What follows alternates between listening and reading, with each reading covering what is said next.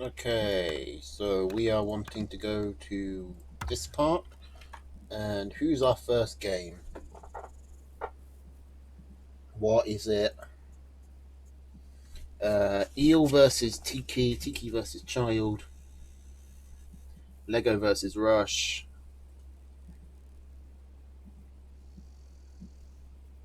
Okay, Eel versus Tiki is apparently starts as a 1-1, which I wouldn't expect, but there you go.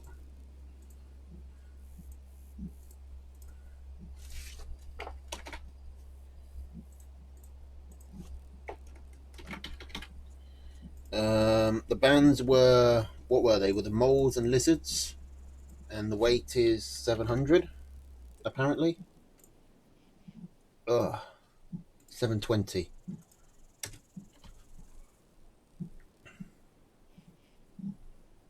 Okay. I think then we are good to go. What am I doing tomorrow? I need to do this Tooth and Tail speed run, even if it's bad. I might do that tomorrow, or I might do it Wednesday. I don't have a plan for tomorrow at the moment. Shit. Was there something else I wanted to look at? Yeah, I wanted to get the matchup sheet just so I know what I'm looking at. Because is this right? Eel, Tiki Gray, 720. He must have lost last week. He's a lot of weight down. Faction scores. Who's winning at the moment? Oh, it's actually pretty close. Badgers are very slightly in the lead, or tied with Wolf Company.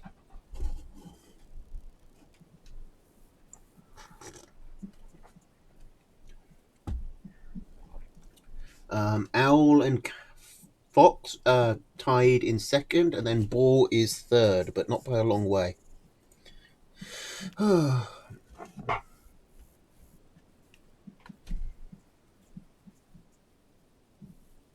What am I doing tomorrow? I just fucking said.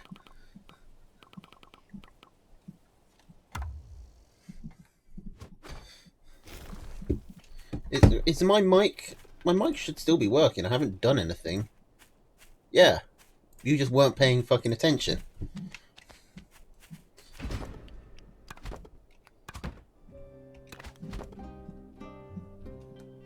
I said I need to do this speed run I said I was going to do.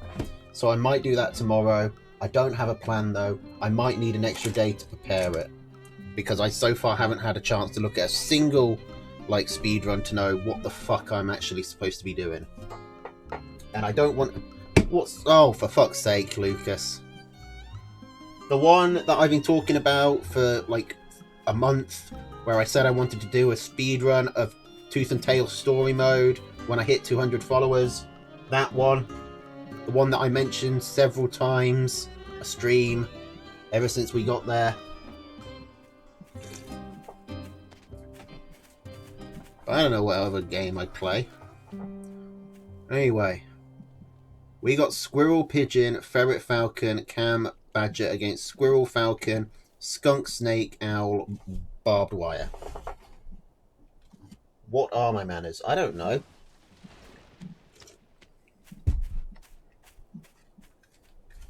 What are they? They're social constructs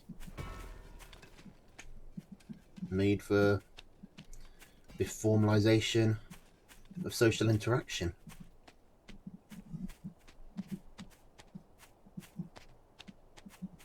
What the hell is Chinese parents?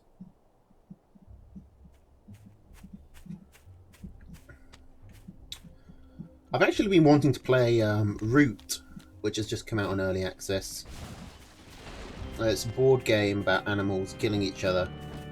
You know, because I really like stepping outside my comfort zone that Blue Coon recommended to me a while ago. It's just come out on early access. But enough about that. Eel is trying to come in with his squirrels.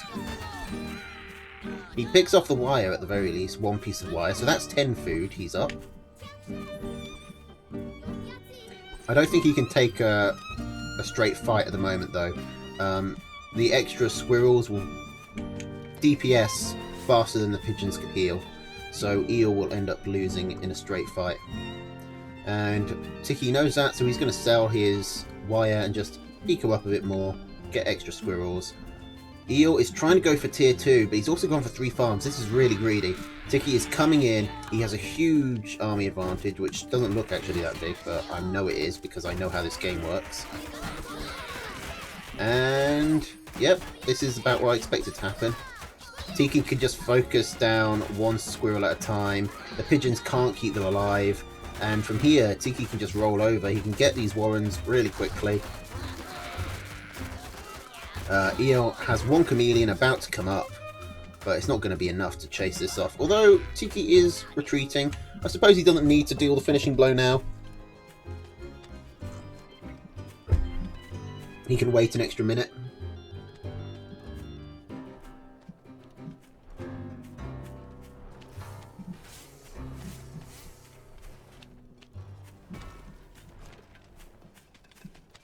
Okay, Tiki coming in again. Eel does have 2 chameleons this time, but he doesn't get a great engagement. Still, chameleons are cams, and they do turn away the mass squirrel. But Eel is now currently really far behind on economy, and is going to be behind on army once Tiki gets these skunks up. It's going to be 2 tier 2 against 2 tier 2, and Tiki's probably going to win. Eel's doing what he can to catch up on eco, but he's just so far behind at the moment, and he has no defensive structures to really, you know, let him go up on eco, let him fall behind a bit. He has no way to really catch up unless he can get a great pick off or do something risky, like sell a squirrel warren when he's already behind to put down falcons, but he keeps replacing the falcons, which means they've only just started to build the warren. Tiki comes in again and actually just blasts down the mill. And that's another blow for Eel. He put 3 farms on that mill. And I think this is GG, yep.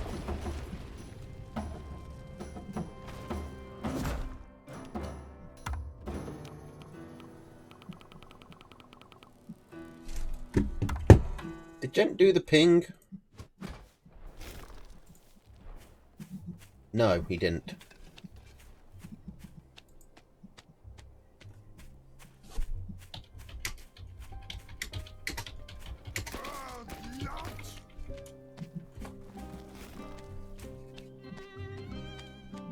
I mean, I can do it, actually.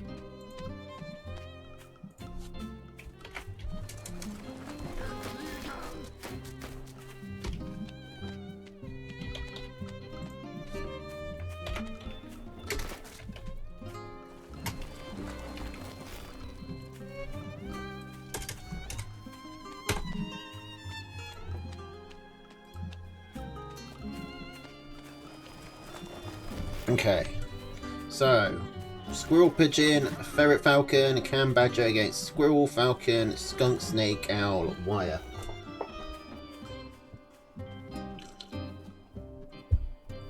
Okay, well, I'm allowed to ping myself, so you should all be getting an alert shortly.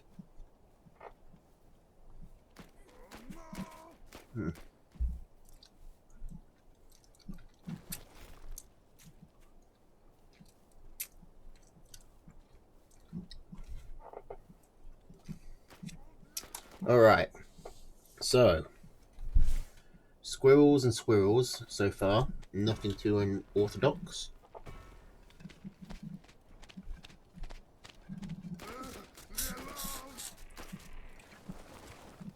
I don't think we've seen any changes in their depths. I think the badgers are going to have a rough time this week. I think they really suffer from not having the lizards available. Because with the lizards gone, you lose your main counter to falcons and snakes, which are 2 of the badgers' weak points.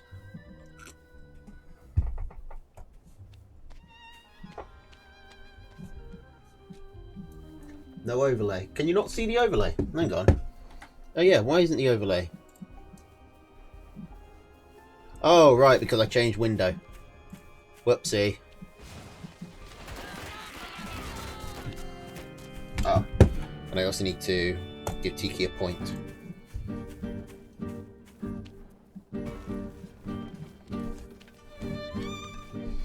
Okay, so we got cams and we got skunks coming up for both players. Map-wise, seems pretty fair actually, 3-3. Eel can, I mean, the maps do link up down here, but neither player is going to want to take their army all this way. It's going to take them so long. They can get into the back, but they've basically got no reinforcements, and it takes them like a solid... If they've got their army standing around here, it's going to take them like a solid 2-3 minutes to walk around. So Eel just using this cam to pick off a couple pieces of barbed wire. Just while he can. Every little bit helps. But both players basically have 3 mills, because they can both expand up here as well. Now Eel is trying to go for ferrets. But while he's doing that, Tiki is going to move in. And Tiki's got some good skunk gas coverage there. But as long as the squirrels all die for Tiki, Eel can, you know, push this back safely. That one skunk surviving at 1 HP really triggers me.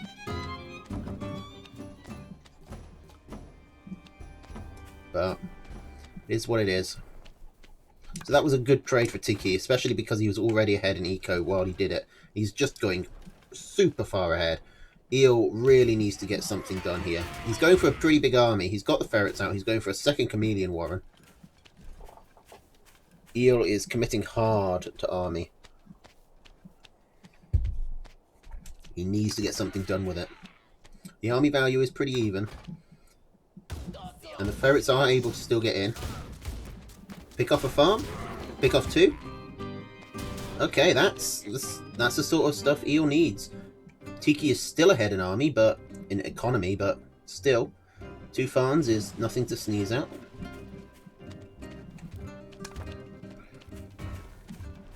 Okay, Tiki coming in again. And the cams aren't being microed, they're not with the army. The cams get picked off. Not quite for free, but pretty damn close. The ferrets managed to pick off the skunks though, which is pretty good. And they spend most of their time walking around not actually killing stuff. Eel did lose a warren and a farm there, so he didn't come away unscathed, but he's got his army. He can continue poking with the ferrets. The one problem is now this snake is up. That's going to make it a bit harder. He does have the pigeons to offset that a little bit. And the ferret-snake matchup is a lot fairer since ferrets got their range buff. But I don't think they're being buffed this much that Eel can withstand this attack. The barbed wire distracting the chameleons for a good while. And now these snakes picking off units on the retreat. Somewhere another ferret died. There's only 1 ferret left. And 1 ferret is really not particularly good in a straight up fight. This is looking really bad for Eel. I don't think he can hold this. In fact, I think, I know he can't. It's going to be a 2-0 win for Eel, which I don't like seeing. I like to see my Badger brothers getting the glory. But range buff, it was either range or vision. I can't remember which. But ferret's got a buff.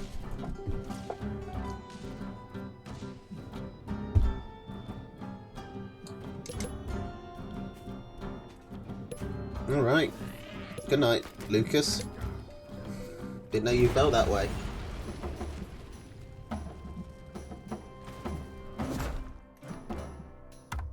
Alright, so that's 2-0 to Tiki. Can Eel make a comeback? I hope he can. He's on my team.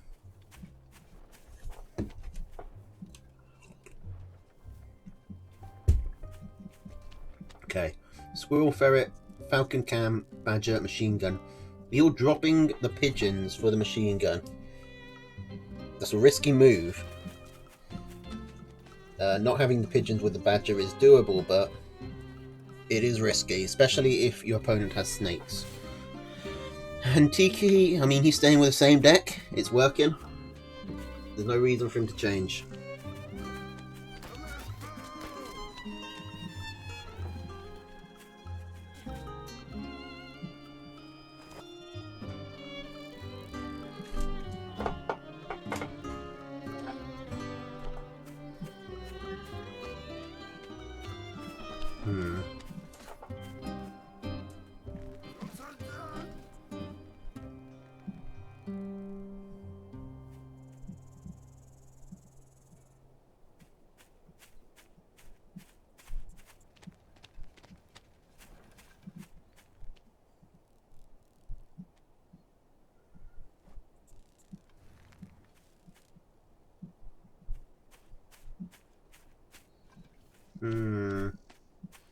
Okay, both players just going up for squirrels first.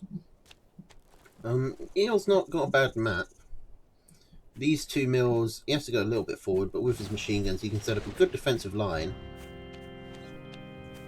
I just think Tiki might have a better one, because there are more mills off that high ground than there are on it. But, I mean, Eel can still reasonably go to 2, probably 3. That should be all he needs.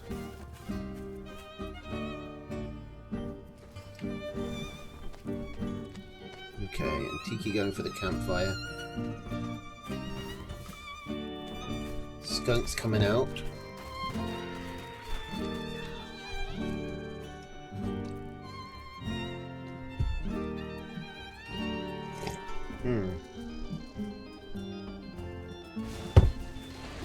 Eel finally expands. Tiki Ray's just getting his barbed wire set up. Eel's going for his own tier 2 now.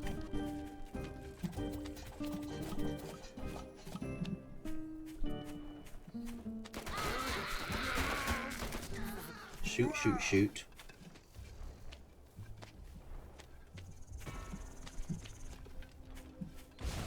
Okay, Tiki expanding forward. This is where stuff's going to get interesting now, because they're being brought right into range of each other. Eel is probably happy to see this, because this plays to his ferret strengths. Is he going to get ferrets out and right now? No, he's going for extra cams. Like, ferrets are going to be really good at poking this mill from this high ground.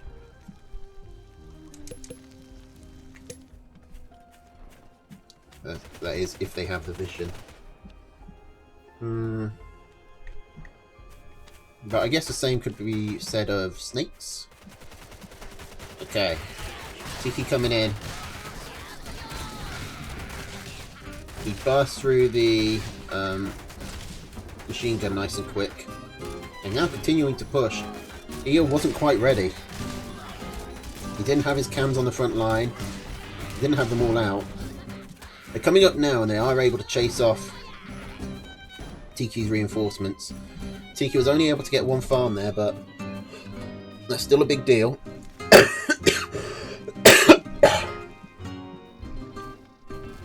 Tiki is 2 farms ahead, after all.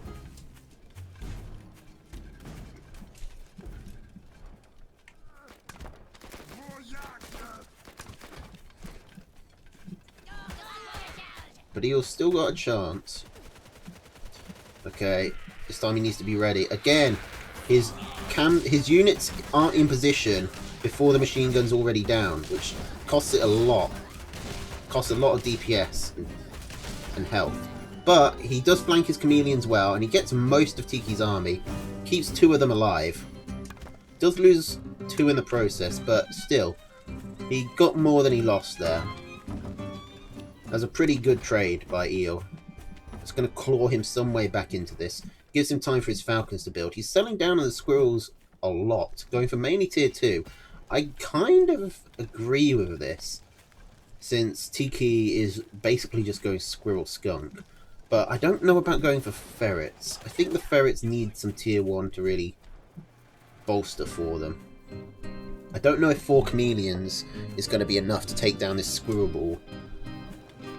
Eel's trying to go for 6 chameleons, which is, you know, better, but still risky. Okay, no machine gun this time, but there are falcons. The cams are being kited pretty well through this gas though. And another 2 of them go down, just for the cost of 1 skunk. But Tiki might have overestimated himself there. He went back in. He does finish off the chameleons, however. But now the economy is looking a lot more even. This campfire means that Tiki is still in the lead, but it's not by nearly as much as it used to be. And in fact, now that the pig's dead, I mean, Tiki's still in the lead, but only by 1 farm. This is a kind of area where ferrets can really shine, where you're only a little bit behind or a little bit ahead. It's a very thin band that they work with, but they can get some seriously good work done here.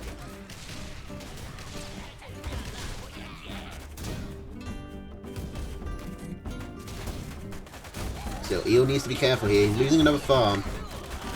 And at the same time as that, his farms here all fallowed, so he's actually really lacking on eco. He can burst through this barbed wire nice and quickly. But his chameleons are taking some damage doing it. Oh, this is actually looking good for Eel. He could possibly continue this push. His units are all very injured though, but if he gets this mill, then Tiki is really out of this. Oh no, he's not. Tiki had another mill building. But he surrenders anyway. I don't know if Tiki knew how even the economy was. Maybe he didn't care. Maybe he didn't think he'd win anyway. I didn't see the state of his army, but it doesn't look good. Still, that's a point for my badger brethren. Let's see if he can make a clean sweep of this. Okay, changing out the machine gun for the balloon. Still no pigeons, but we've also not seen a badger yet, so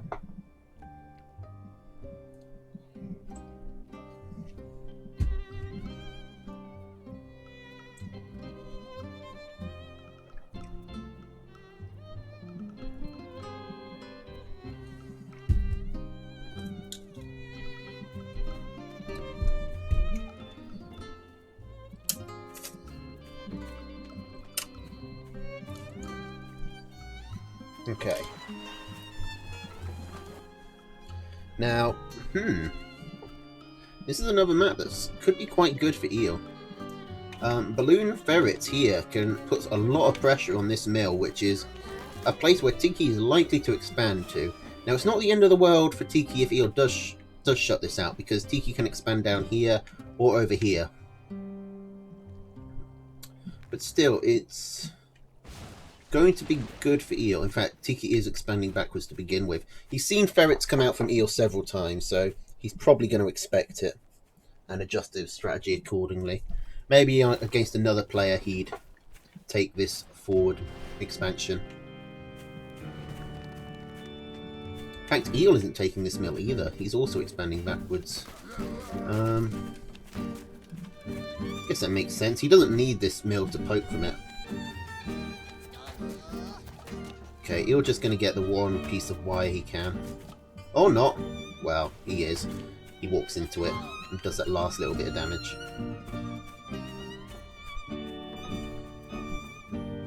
Okay, and going straight into the chameleons this time. Tiki has the squirrel lead. Eel has to make sure he's not too greedy.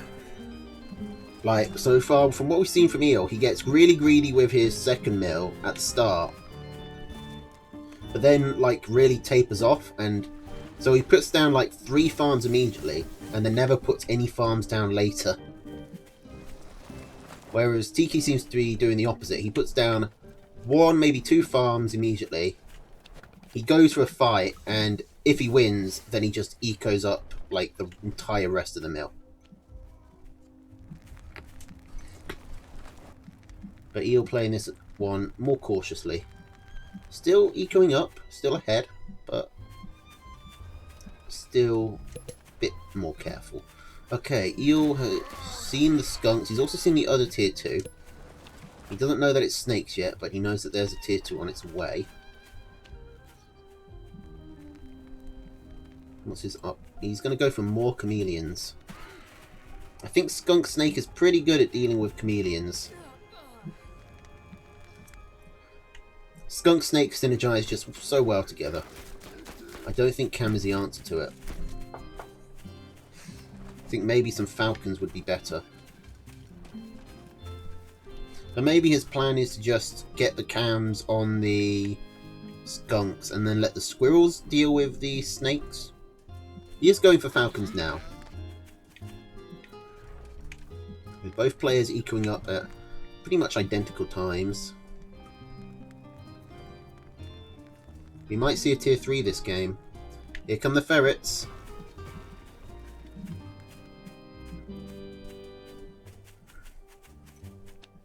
Now, is Tiki going to want to poke with these snakes? He does have the army advantage right now.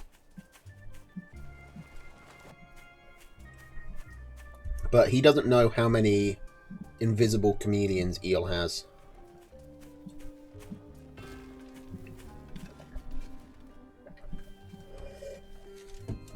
It's a really underrated part, really underrated benefit to Chameleon's invisibility, is that it makes it quite a bit harder to judge your army's strength. Because, I mean, if Tiki hasn't seen a ferret, he hasn't seen other tier 2 units come out of these warrens. So, for all he knows, Eel has 6 chameleons, or he has none. And there's a big difference. Now he's seeing them, so he knows there's no extra chameleons coming out. But that still brought Eel a bit of time where Tiki wasn't sure, and sometimes that time can be very useful. Now, I did notice this third mill expansion this time, but there was more important things to talk about, like how far back this balloon is. These balloons are in a much better position. Eel floating a lot of food. What's he going to go for? Falcons, Falcons, Squirrels. Okay. 3 farms over here. It's going to be difficult for Eel to poke. This barbed wire is going to make things a bit tricky, but the Cams can smash through that nice and quick. And the ferrets don't have to worry about it. I'd like to see Eel creep his balloons up even further, so that he can, you know, really like get the snakes shot as soon as they become an issue. Okay, the problem for Tiki now is he's got no more expansions unless he can push Eel off here, which he's going to try and do.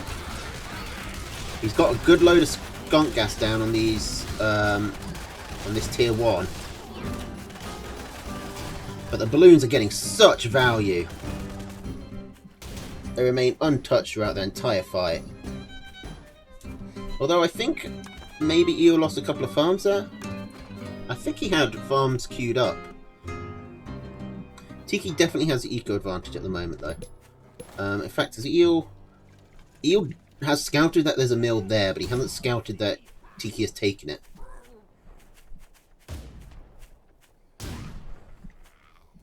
Okay, and with 16 farms, it's hard for the ferrets to start picking off enough to, you know, really pay for themselves.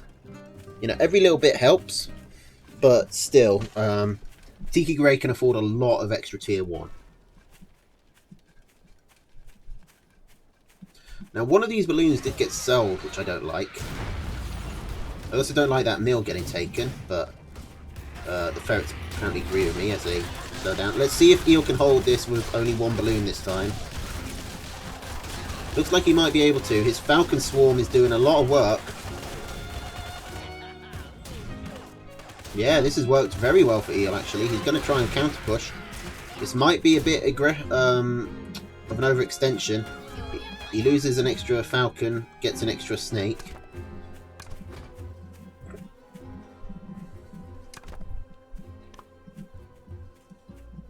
Okay, these trades are going slightly in Eel's favour.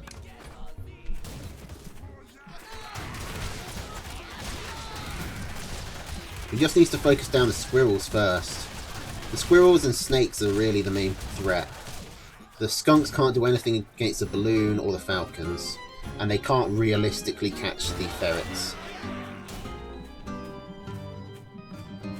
So Tiki is definitely starting to lose. So he did get a farm there, but Tiki has no, he can't take any farms on here. So once that base fellows out, it's gone. He's got no starvation farm. If he can't secure this mill, which I don't think he can, then he's going to be dead in 5 minutes. But he's coming in again. He gets a warren this time. He's getting good skunk gas, but still these falcons just stay alive. Eel is just focusing down the squirrels before his falcons can get gunned down. Tiki sells his snakes. I think that's the right call here. But this balloon, I'd love to know how many kills this balloon had. Because Tiki can't realistically get to it. With the bend and the water in the way, he's actually really struggling to take a fight outside of the balloon's range. Or to even put some damage on the balloon. The balloon is untouched. Tiki has moved all the way to the left to try and avoid it, but he's put himself in a really awkward position doing it. Now the fight does go, I mean, slightly better, I suppose. But he's still so supply blocked. Now, Eel's economy isn't great. Tiki is still economically in the lead. But that isn't going to last much longer. This farm fallows out. And Eel can take this campfire whenever he needs to. I'm kind of surprised he hasn't. Okay, here comes another mass squirrel. Eel knows a mass squirrel's coming. He's trying to get up to 6 chameleons. This might be Tiki's moment. But no, once again, Eel just focusing down all the squirrels individually so quickly. Tiki is really starting to enter panic mode here. He's got, I don't know, maybe a minute before these farms start to fallow. And once these farms start to fallow, he's done for. He's going for the owl. That's kind of a Hail Mary here. Because it's going to make it really difficult for him to hold off Eel. He's had to sell a lot of his army, which means Eel can actually just push in or poke more aggressively. And that's exactly what Eel's doing. His chameleons just come up, and Eel takes it to game 5. The Badgers not done yet.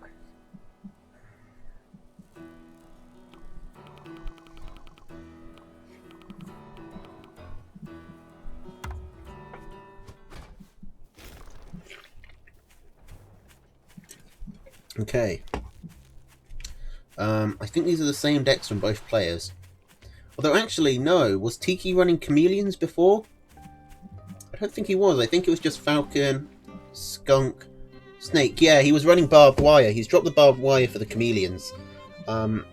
He basically just wants something that can hold the front line against Eel's chameleons. Because Skunks aren't so good at doing that. And wire can do that, but only when you're defending. Otherwise, you know, it makes it difficult for you to attack.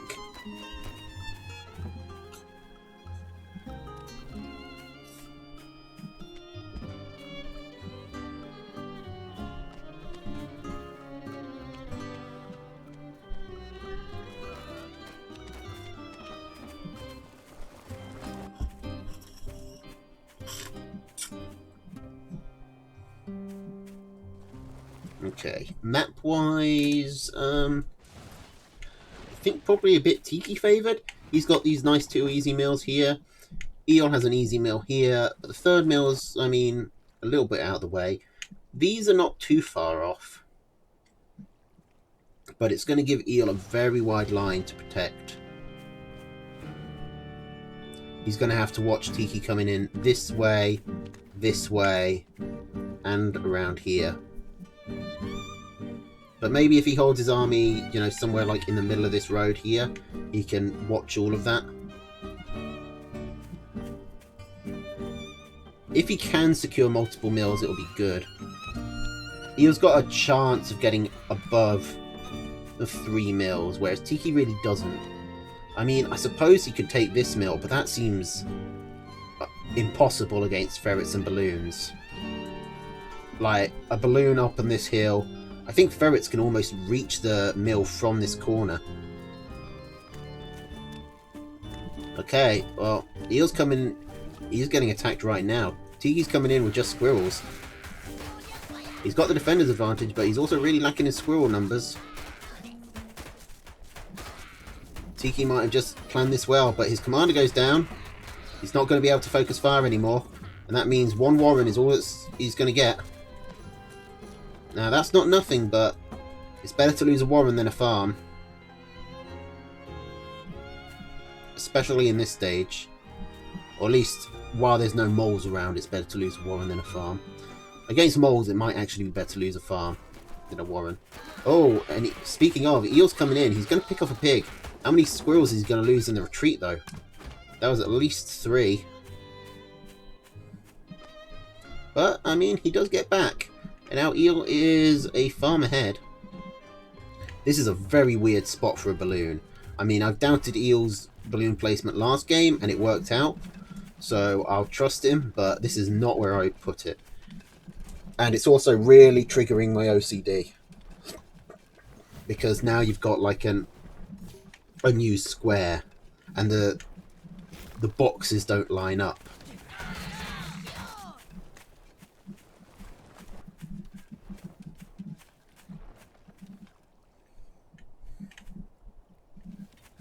But okay, it's not that bad if I zoom out.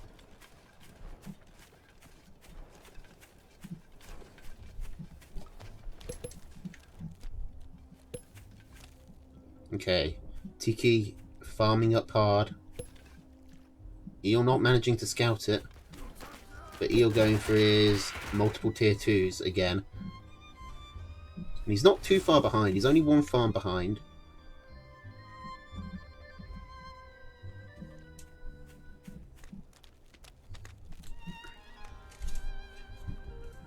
Okay. Now Eel gets in. Has a look-see. Snakes are coming up for Tiki. Eel fortunately scouts the extra tier 2 one. Oh, these chameleons. What are they going to accomplish? Are they yellow or green? They're yellow. There's a green chameleon sitting here, though.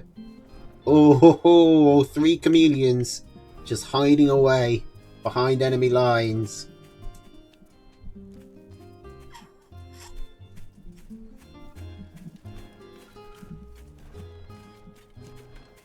Eel needs to be so careful. The chameleons pop out, instantly bash down that farm. Yeah, Eel needs to fake rally, not real rally. Because his chameleons are going to get caught out here. Oh no, they're not! Tiki gets impatient! Tiki thought they were already gone. And they sneak past. Oh! Chameleon team bravo there.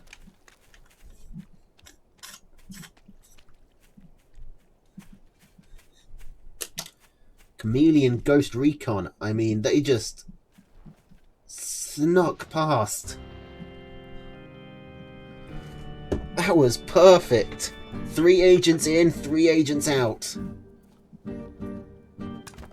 Now, it was only 60 food. It was only 1 farm. But still, it was a very nice 60 food. A very clean 60 food. So I can be excited about it. Okay, and we got the tier 3s finally. Here's a badger, and here are 2 owls. Now, the badger has no pigeons to help it with, and Tiki does have the snakes to tag the badger with, but badger has a good matchup against owls specifically, so we'll have to see how this works. I still don't like this balloon placement. I really think they should be further forward. I don't get why you'd put them so far back. Okay, and Tiki, is he going to scout this mill? Oh, is he? Yes, he is. What's he going to do about it? Nothing yet. Okay, so both players have a 3rd mill. Both players know the other has a 3rd mill. Neither player knows the other is going for tier 3.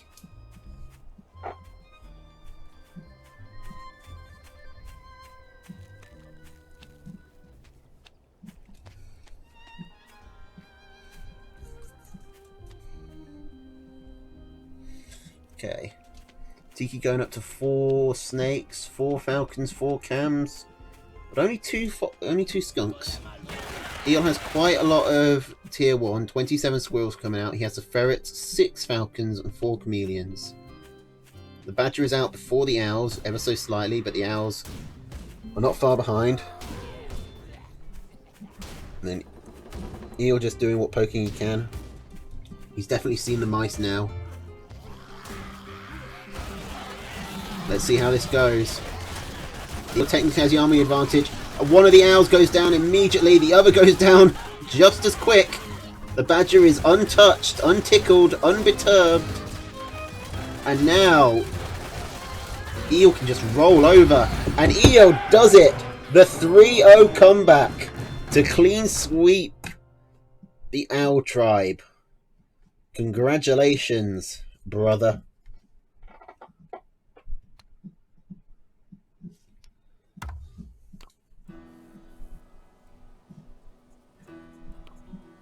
Oh my god.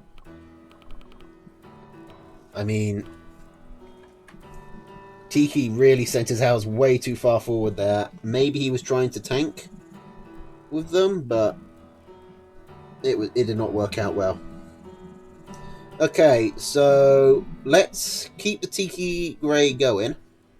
He's actually going to become the attacker now against the child.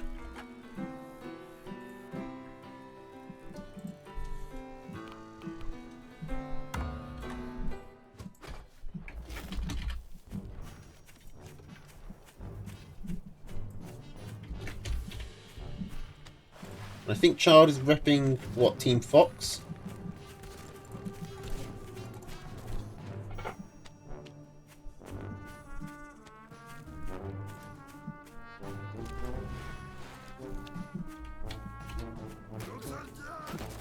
Yes, Team Fox.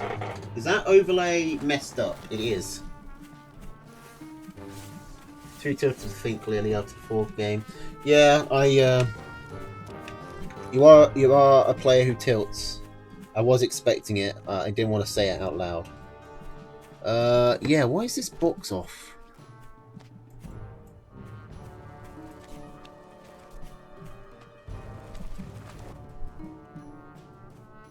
No, that's not helpful. That's the opposite of helpful. That's also not really any better.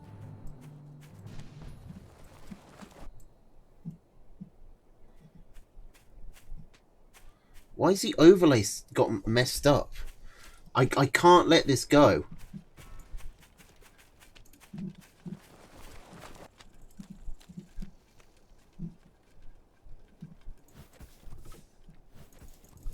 No, that's not it. That's also not it.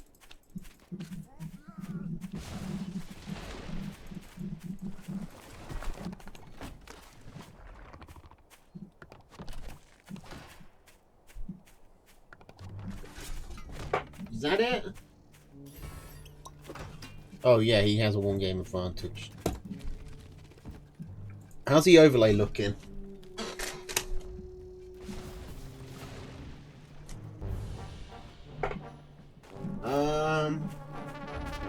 Not perfect.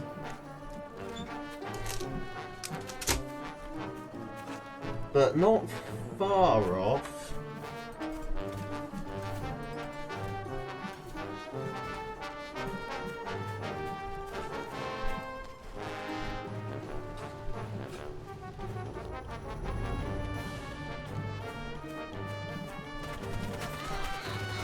I think that might be it.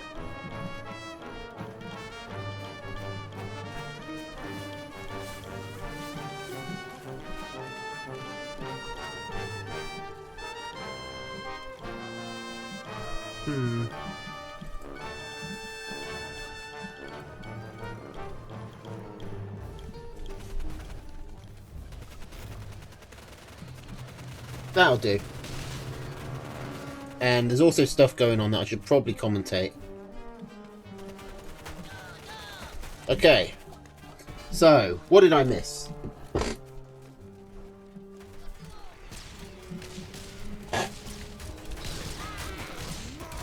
Okay, so Child being unusually greedy. Tiki coming in with just more skunks, overwhelming him, but all the squirrels are almost dead. Can the pig survive the skunk gas? Depends where they walk. One of them did go down. Child getting up his machine guns again.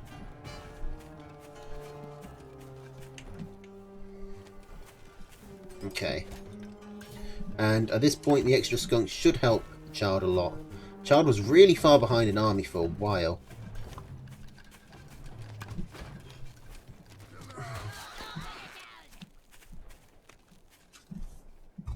I mean, it's not ideal, but if skunks are all you have, you might as well try and get the pigs.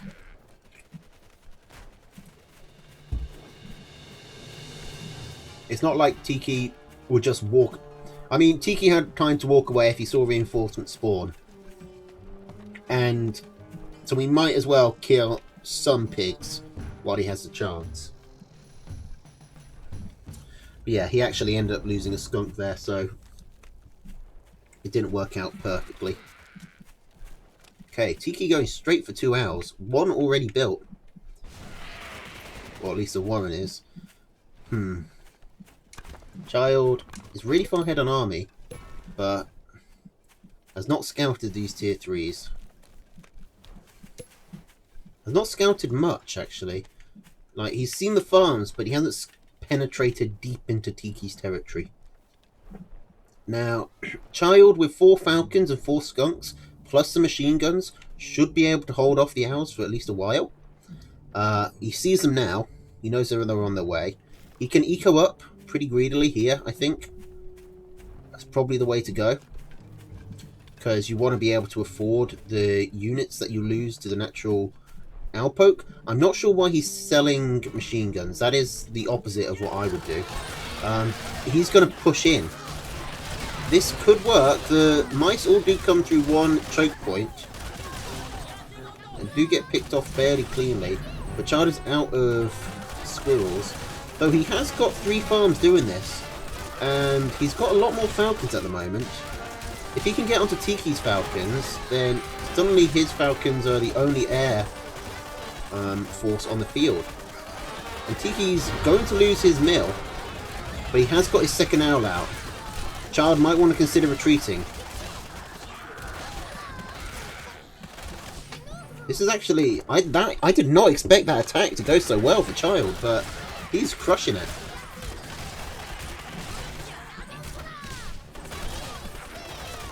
And now he's on the Warrens.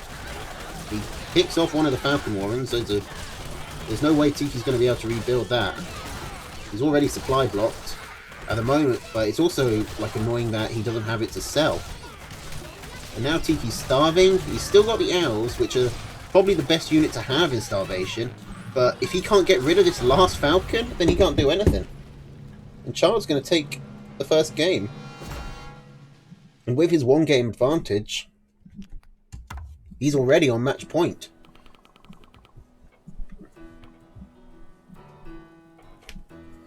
Pigeons are a pretty good owl counter.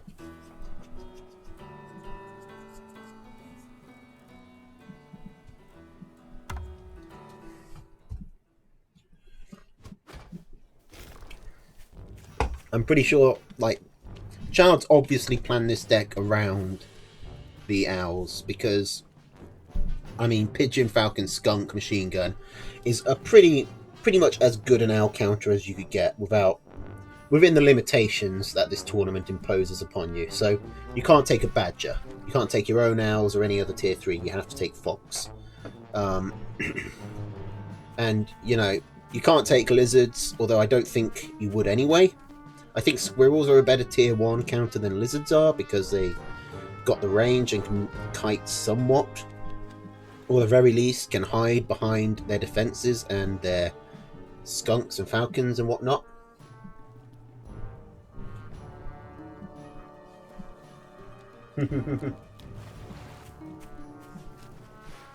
Two bases is enough, usually. It's not ideal, but in an owl game as well, you can get a lot done out of 2 bases.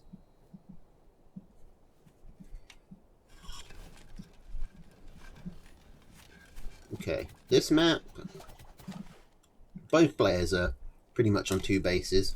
Child gets this one, Tiki gets this one.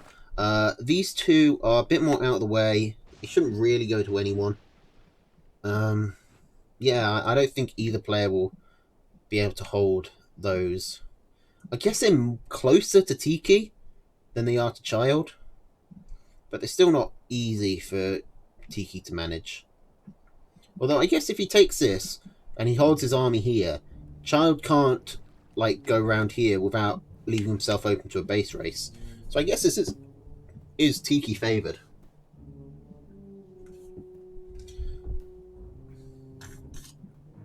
You've got a full game of lean on. Did you do these games immediately after your games against Eel?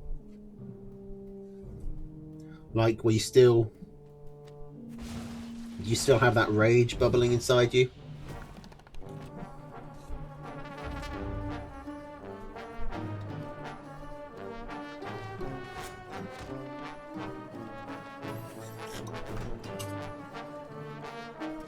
Couple hours after these games, okay. No, these games came first. Alright, well, Tiki's coming in. Remember, he's on his match point right now. But he's doing really well, microing around the Warrens, saving his Chameleon. Don't make me a liar. Yeah, he saves the Chameleon. Picks off the farm. That was a really good attack by Tiki Grey. Just well timed and well microed. Child didn't have his tier 2 out. He didn't have any defensives set up. One machine gun could have completely changed the tide of that fight, but Child went for farms instead.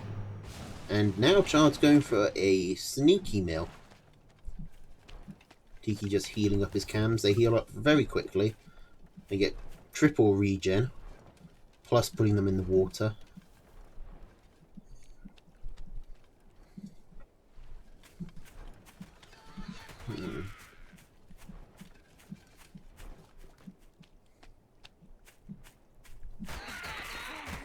Do Toads still have the reptile regen? Like, I never see Toads injured, so I don't know if they actually still have that. I assume they do. I don't remember it ever getting taken off them.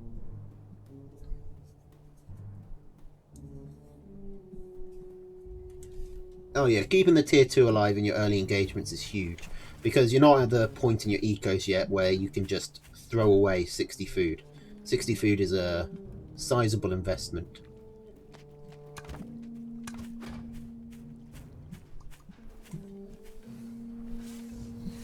Okay, now Child, again, doesn't have any machine guns. He's just got the 2 skunks, which are not going to hold against 4 cams.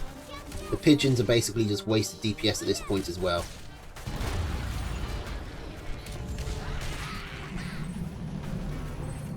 Like, they can't stop any of Child's units from being burst down. And he doesn't really have the positioning to do a long, drawn-out kiting session. Okay, so... Oh, is Tiki going to spot this? He does. And that could be GG. Child's going to need to go for, I don't know, something. Either a base race, or he's actually bringing down his own units, his own army. He's going to try and defend. He's pretty heavily invested in this mill. I don't think he can afford not to. But he walks straight into the Chameleons. And his army gets obliterated.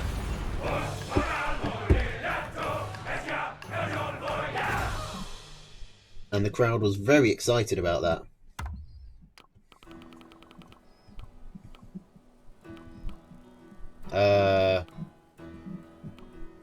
That was game 2.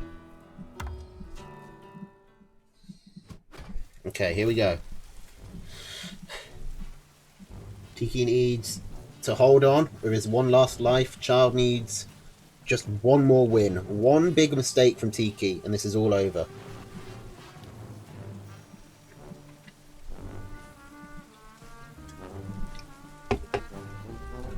Okay.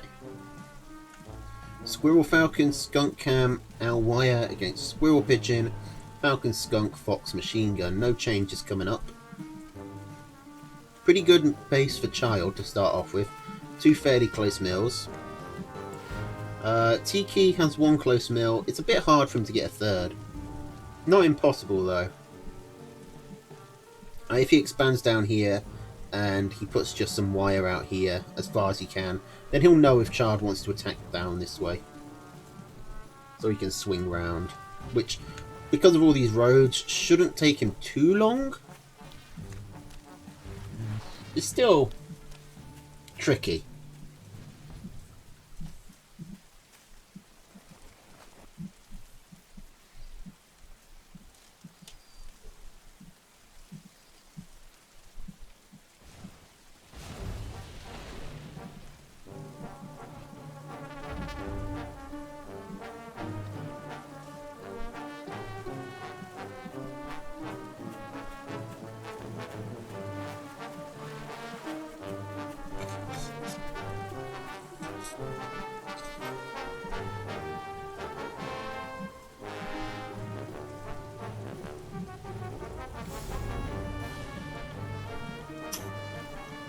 Okay.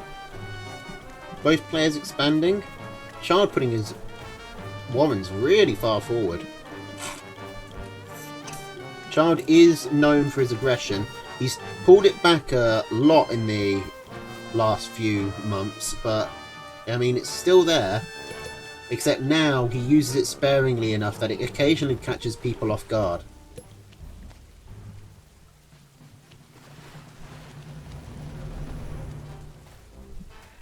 What is the child doing? He is childing.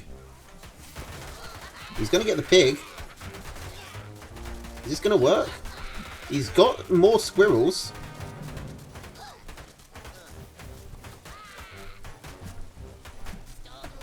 If he can start picking off Warrens, he's got one. But the reinforcements are really slowing down.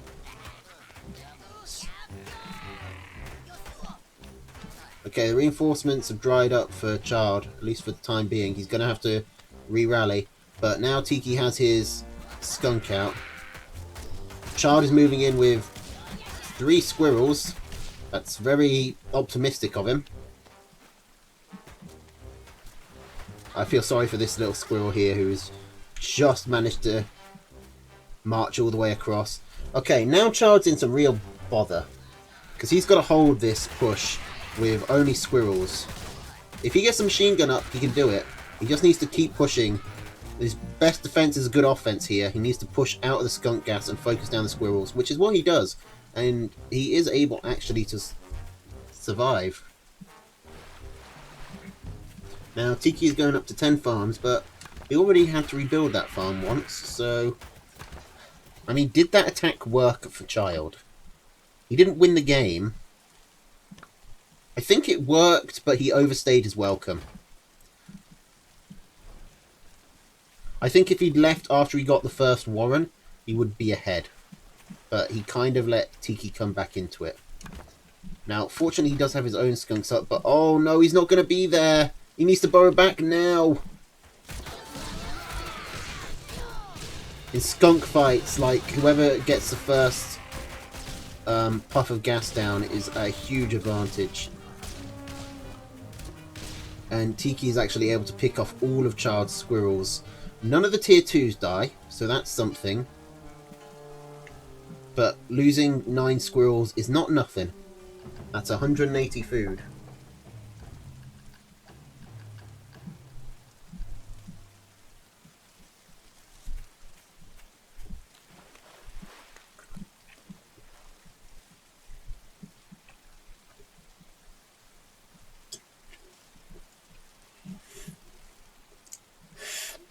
Alright. Okay. So Child staying even on eco. Tiki going up to 4 chameleons. Child going up to 4 falcons. Child is slightly behind on the army front.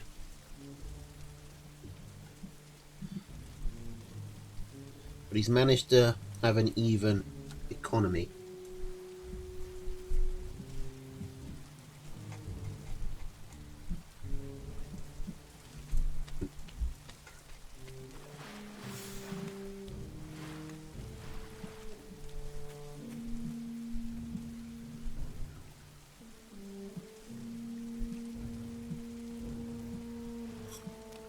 Alright. Tiki's coming in. Oh, and Chard's wandering off. No, he's coming back. He's coming back. That could have been really bad for Chard. But it still might be. These chameleons, he doesn't have a great answer to. Okay, but he actually gets around Tiki's cams. Picks off a lot of them. And is now chasing them down. He needs to stop moving so the cam decloaks. But still, that was a pretty good win by Child. Though a lot of farms just fallowed. And now the economy has swapped massively into Tiki's favour. And Tiki, with his regrouping reinforcements, are chasing Child. Chasing Child all the way back. And Child's going to have a really hard time to hold this. Child, again, just over pushing. He needs to restrain himself. If he had just taken that win, and then ecoed up here, or put down a tier 3, he'd be golden. But he tried to push. He tried to do a counter push, and by the time he got over there, Tiki had rebuilt his army.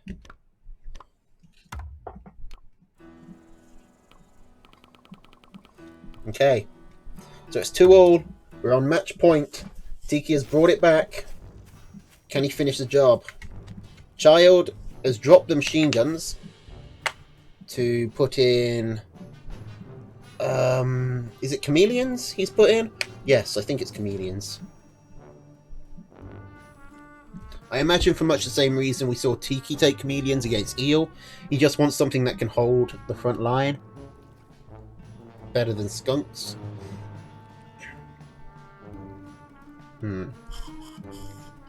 We got very similar army compositions now. Squirrels and the same 3 tier 2s.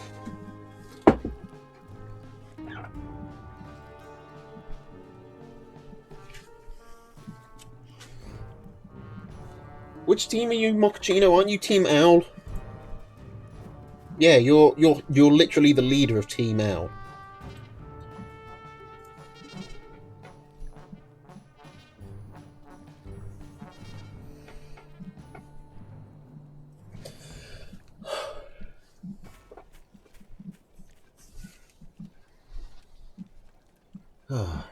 All right.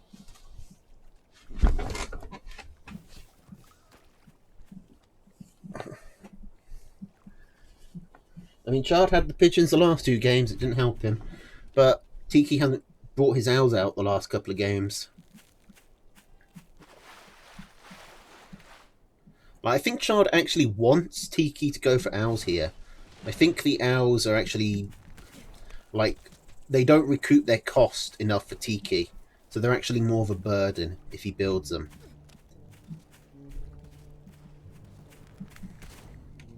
This is a ballsy move from Child. It's a pretty early ninja expansion. He could just expand out here. He might want to take this mill just to cover it up. There's not a lot of reason for Tiki to scout down here, except for the fact that he hasn't.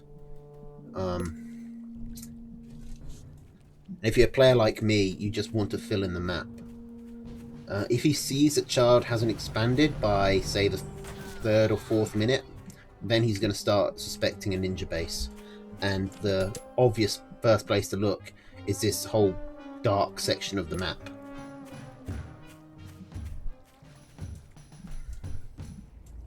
Now, it's still reasonable that Chard hasn't expanded. So, if Chard just expands here, then Tiki's probably just going to think, okay, that's where Chard's expanded. That's fine.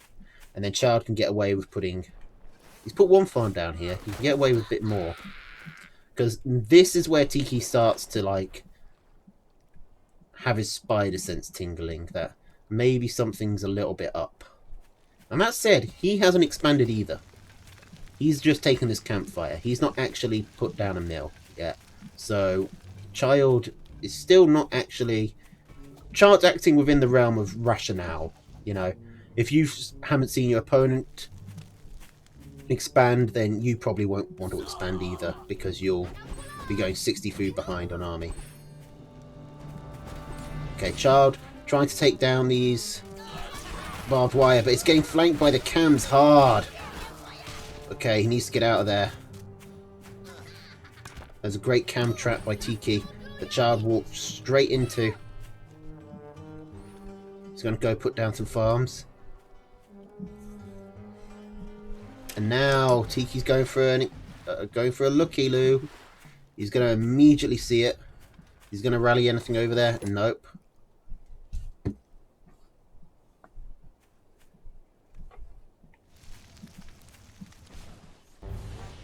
Child going for 4 chameleons. Tiki going for a more rounded composition. You know, this ninja mill is actually pretty safe. It's quite difficult for Tiki to actually get over there.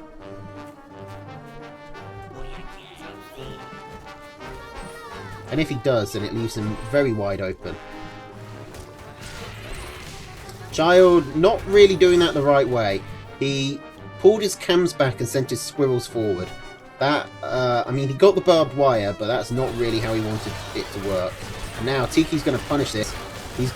All of Child's squirrels are all clumped together. His chameleon's walking through the gas onto the front lines. I think this is GG. I think Tiki's got it here. He's right onto the Warrens.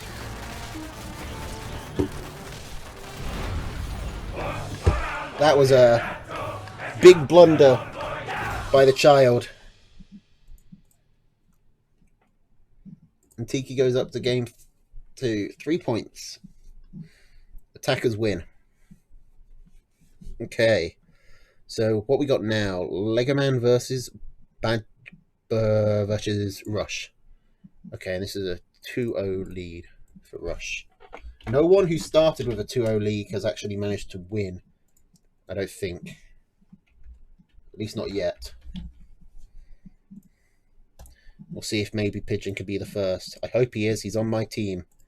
Be nice if he could defend. But Lego Man is pretty solid. It's going to be difficult.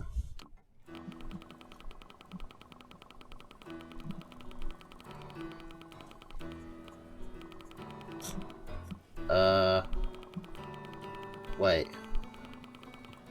Oh, here they are. I just walked past them.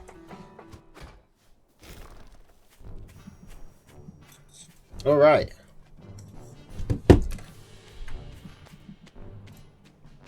So, Pigeon Rush, just needing to win 1 game, is Squirrel, Pigeon, Falcon Cam, Badger Mine against Lego Man Squirrel, Pigeon, Falcon, Skunk, Snake, Wolf.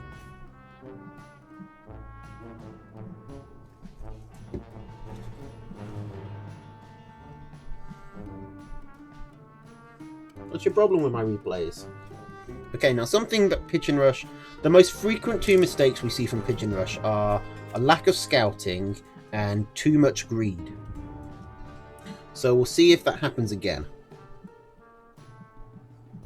If his greed, pays off, I mean, it's a very high-risk, high-reward strategy. If his greed pays off, then it's going to be really hard to come back. But unfortunately, because he doesn't scout, he often doesn't know when he has the advantage or when his greed has paid off. And he often moves into, fights blind. Let's hope that he's already scouting a bit better, at least in the early game, but will he keep it up?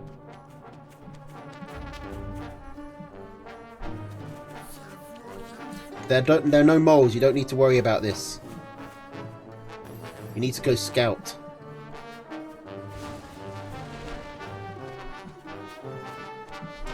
What strat is terrible?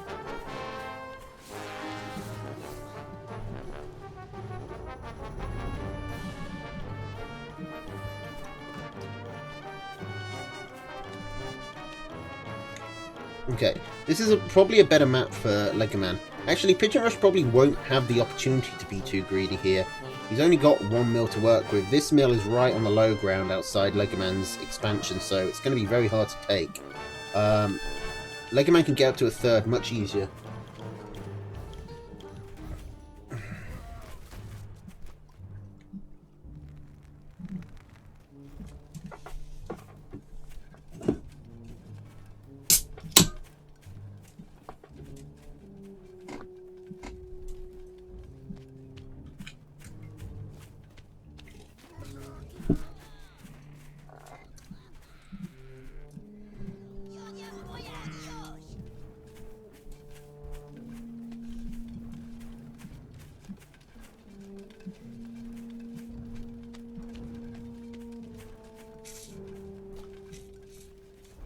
Alright.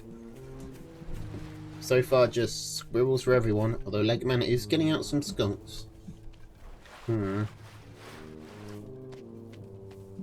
Like, this is... I don't know why Pigeon Rush likes mine so much, but this is actually not a bad place to use them. Because he knows Legoman's coming up this stairwell. There's no other way for Legoman to come in.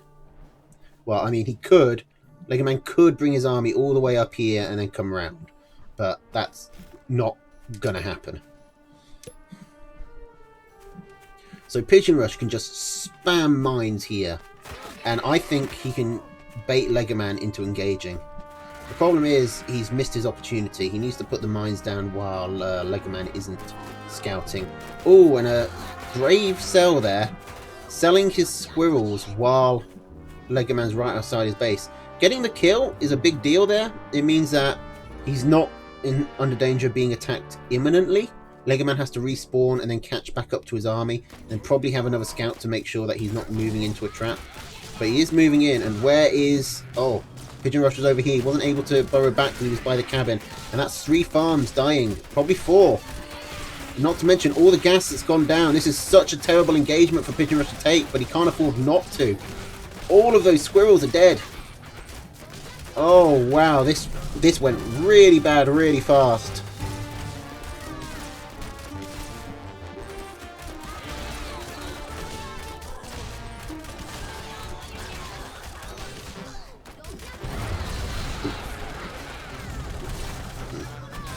Okay, Pigeon Rush never surrenders, so I'm just going to fast forward here, because I'm pretty sure he's dead.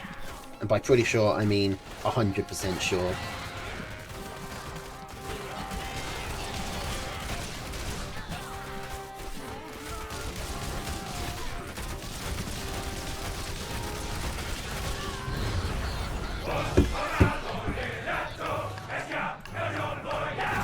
Okay, point for Lego.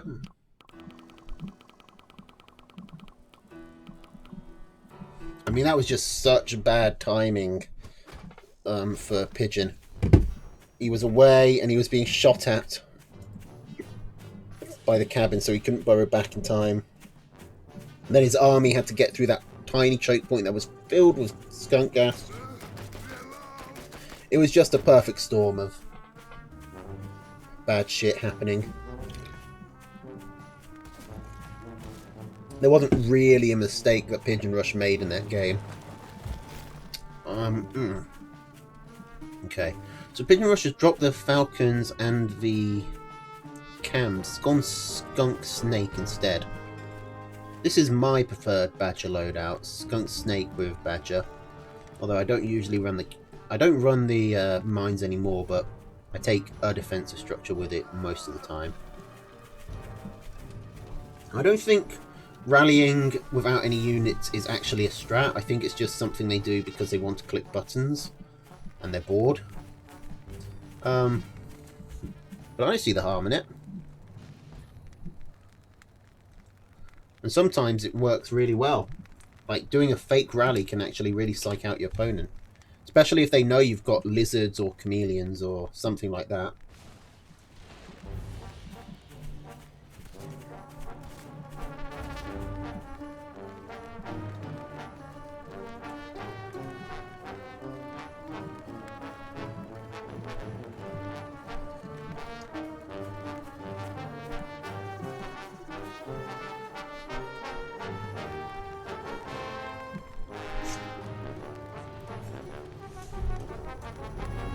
Expansions coming out for both players. I think this is probably a Lego favoured map again. Well, not you. I mean, yeah, I'd say it's definitely Lego favoured. It's possible for Pigeon Rush to turn it in his favour if he gets like a really aggressive hold here and takes this mill, but most likely Legoman pushes out and manages to secure that mill, or just takes this one down here. Oh, but that might not come to pass as Pigeon Rush is just moving in.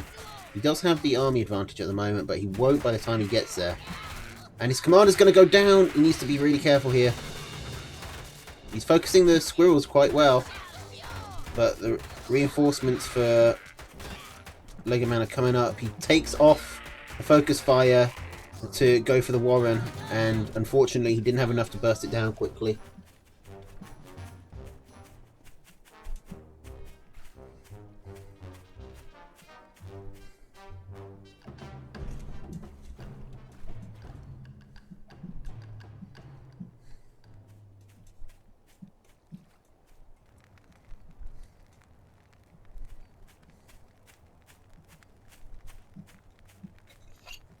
I don't think it does show you that.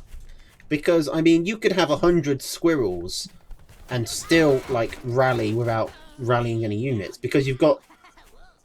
From your position, you can't tell whether the opponent is rallying all or rallying one unit. Like, you have no idea. So I don't really think it gives you that much information. I definitely don't think it tells you, okay, so I can definitely attack right now. You might infer that, but I don't think it's always true.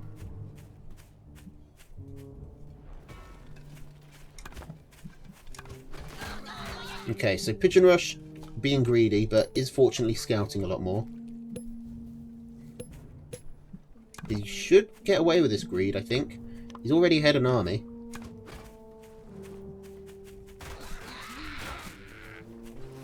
Going for multiple skunks, which, you know, is going to work well against these 18 squirrels.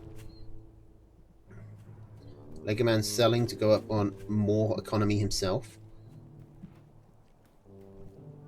Okay, Pigeon Rush is falling back into old habits. He's not scouting, or he's just sort of sitting there. Okay, he is doing stuff though. Okay, he goes up to 8 farms. Okay, go for a scout, go for a scout.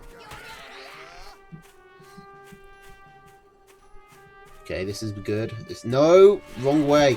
You don't need to worry about what his commander's doing. Okay, this is Pigeon Rush's old habits coming to the forefront. He's not scouted in a while. Back since there were 2 farms on this mill. So he hasn't seen the cell, he hasn't seen the eco up, he hasn't seen all the tier 2 come down. His opponent could be going for a tier 3 for all he knows. He has got this 3rd base up with a couple of farms down on it. But he really needs to go scout his opponent.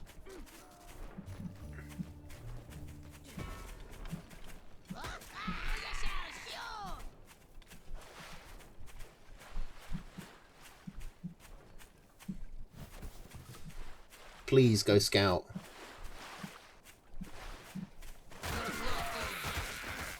Like, I've got, as a rule of thumb, if you don't scout your opponent for over a minute, you're probably going to lose.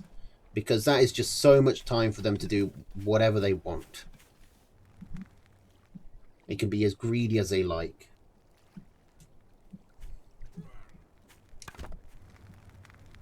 In fact, Legoman has actually overtaken Pigeon on army value.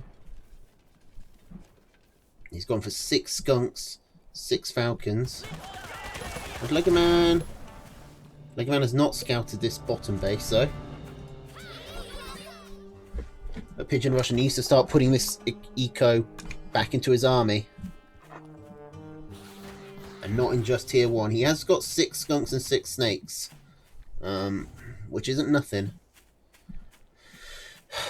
He might want to consider a tier 3, though. He's just going for more and more squirrels, which... I mean, against 6 skunks, like... No amount of squirrels can overcome that, really.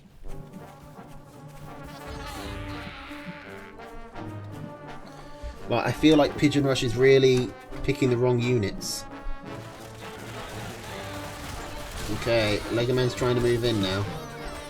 And Legoman... Oh god, Legoman has taken a good position here. A lot of Pigeon's units trying to cross the water. A lot can't get involved. Fighting from the high ground isn't always an advantage, because the cliffs throw off your positioning. He needs to get this poison focused on all these falcons.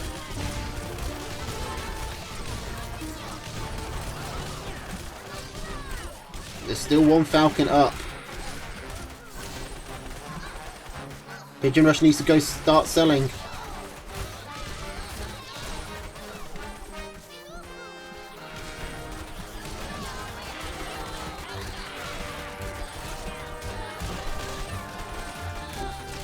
This is so bad for Pigeon Rush. He can't muster up enough forces to kill the 4 sets.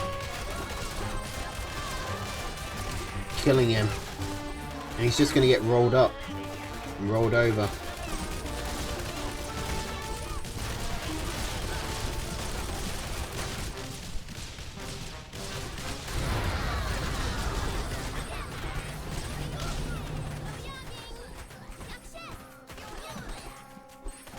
Okay, so he's going to go back here and plop down in some extra farms.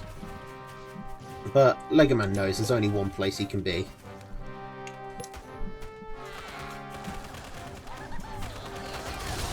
He's going to come straight for him. You've got to scout. If you don't scout for over a minute, you're basically dead. Pigeon Rush didn't scout for, I don't know, like a decent 2. Okay, but still, it's 2 all. You still got a chance. Do it for the Badgers.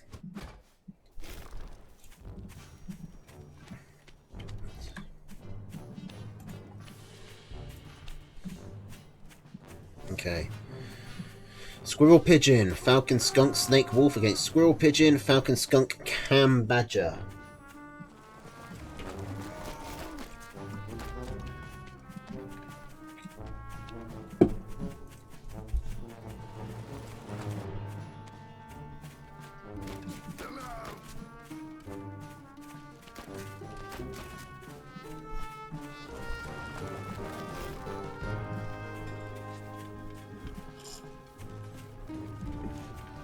Okay, map-wise, it's 3 mils versus 3 mils, although Legoman does have the cabins on his side. And, Pigeon Rush's expansions are closer to the high ground, which gives Legoman an advantageous position. But what's really important is that Pigeon Rush has not scouted this early Squirrel Rush. You've got to scout. Pigeon Rush gets too distracted by what the commander is doing, but there's no moles in these games. You don't have to worry about the commanders.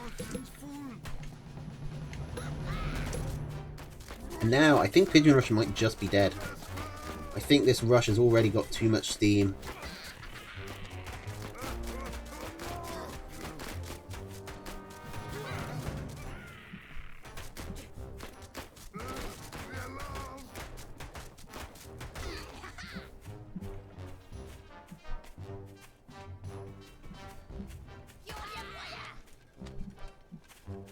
Okay, Pigeon Rush can't counterattack now. He's behind an eco. He's behind an army. I'm not sure what you do to come back from here.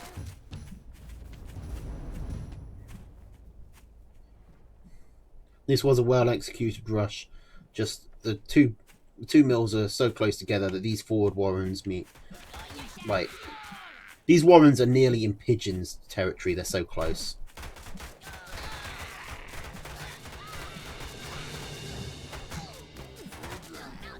And Legoman just keeping his commander back here so Pigeon Rush wouldn't go scout.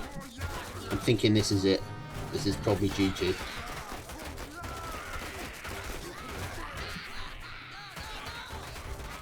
As Pigeon Rush just, each wave takes out an extra pig, an extra warren, an extra few units, and he just falls further and further behind.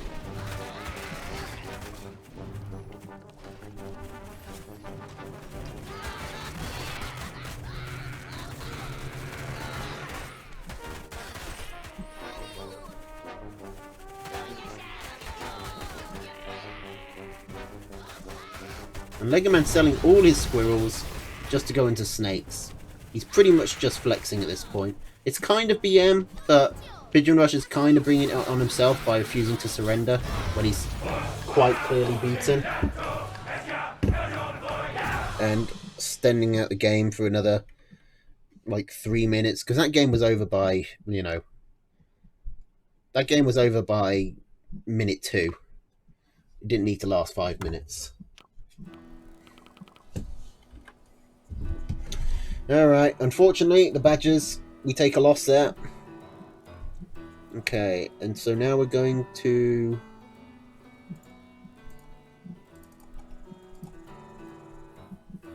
Kin Replica versus Roman.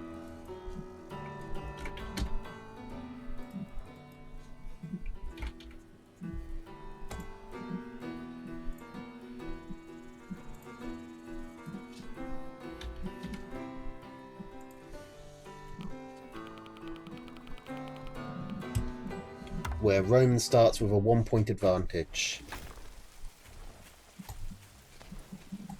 Okay, so this is Team Owl versus Team Wolf. Squirrel, Ferret, Falcon, Skunk, Owl, Machine Gun against Squirrel, Pigeon, Ferret, Skunk, Cam, Wolf. Roman is really...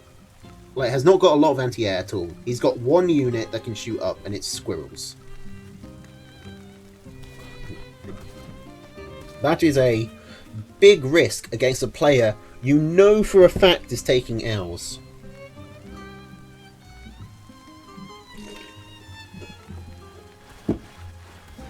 Like, the Skunk Chameleon combo with the pigeons, they can hold off the mice pretty much indefinitely. Did Lego win? Yes, he did. But not having any way to actually kill the owls, or to deal with the falcons, which are probably going to be in Kin's deck, is a really tricky situation to be in. I guess he's just going to have to rely on the squirrels. Oh, here we go. 7-farm Chameleon Warren. I think we saw Mishi do this. Did we see Mishi do this a while ago? Like, didn't he do it in the feast? Like last episode? Or something?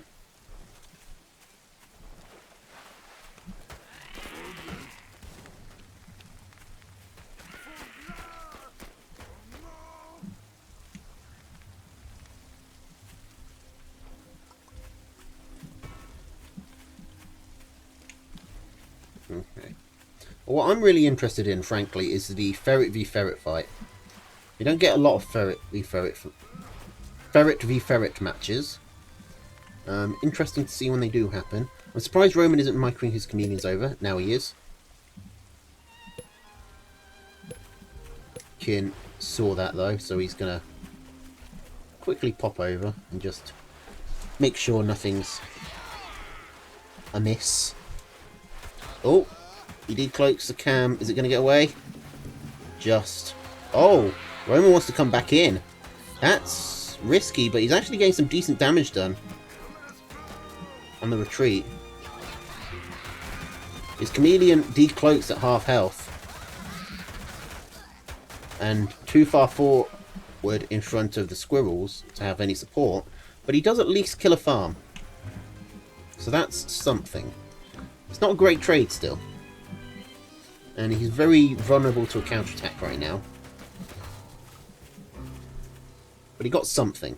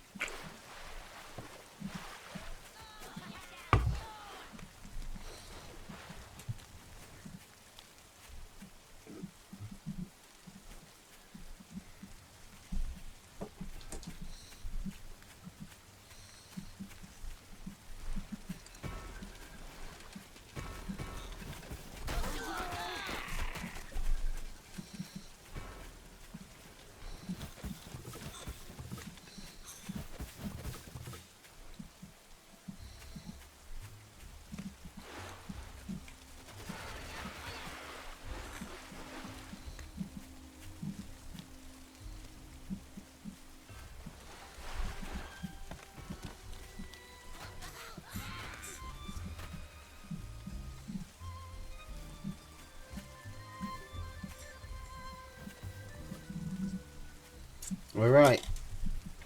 Double turret up for Kin. Roman's making a mistake if he tries to attack into this over water, but it looks like he's going to make that mistake. Maybe not as much of a mistake as I thought it would be. Kin wasn't quite ready to support. His skunks weren't out. And he's actually going to get a bit of value here. He only gets one farm again. I mean, it was still a mistake. It just wasn't as much of a mistake as it could have been. But it was definitely a mistake.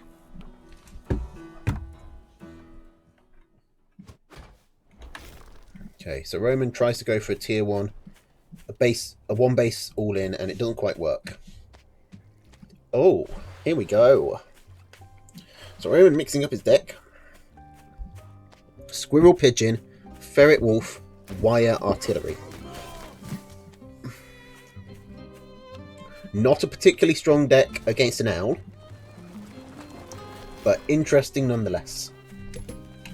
He's going for a 4-farm double. Kin didn't see the first one go down, so Roman's already got his squirrels building. He sees it now. I'm a bit skeptical of this from Roman, but maybe it can work. He's already got his 2 squirrels out. That's all he needs to kill a farm. This warren is just going up though, and it's quite a way for these squirrels to come, and part of it's over water.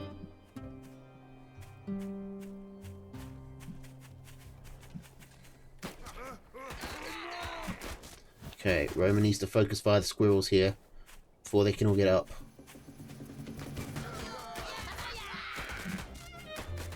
He does actually manage to pick off a warren. This is actually working out alright. He gets 2 squirrels. Now move back out of the range of the pigs. Get the second warren. Yes. Good.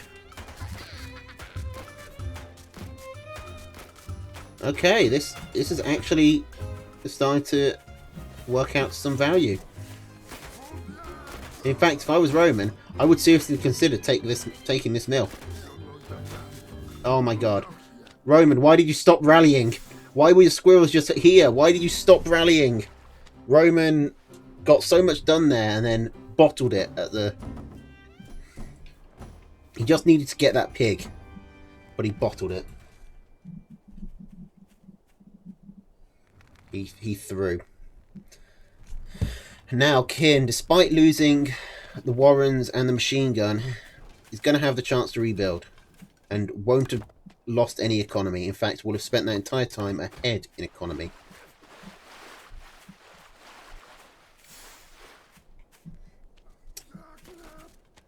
In fact, Roman's open for a counterattack as Kin comes in and sees that he's sold and rebuilt his warrens.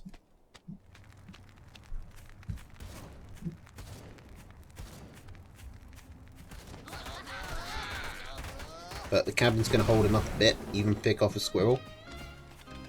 And Roman's in a much healthier position now.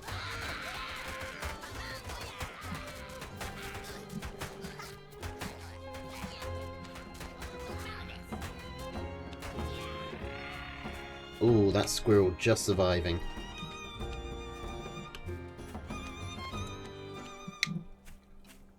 Okay, time to expand? No, more squirrels. Kin's expanding. Is Roman going to try and 1 base all in again? This is really not the map for it. Like, there are more mills on Roman's side than there are on Kin's. So he would really be making a mistake if he tries to, you know, if he keeps trying to be aggressive. What the hell is he doing? I mean, that's a brave play. I don't know if it's going to work out. Because Kin is already coming in for the scout. I mean, he's probably not going to assume that... He might assume that Roman has just moved his army somewhere and is planning an attack. Because he's not going to, like, immediately assume, obviously, my opponent sold his entire army. Because that would be a foolish thing to do. So, Roman is actually going to get away with it. He's not going to get away with this, though. What is he doing? What the fuck? Roman, if you want to surrender, just surrender.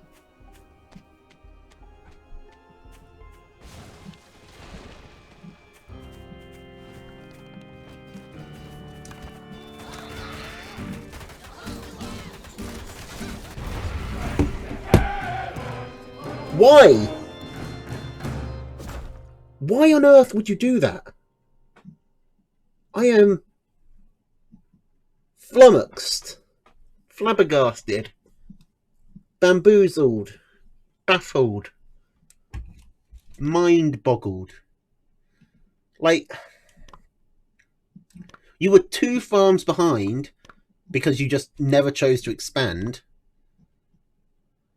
Your army was, like, not well suited, but it was still quite numerous.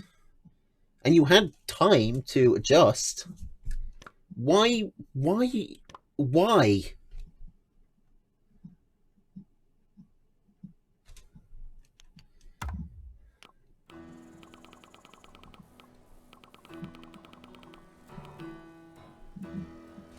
Alright, well that's 2-1 for Kin.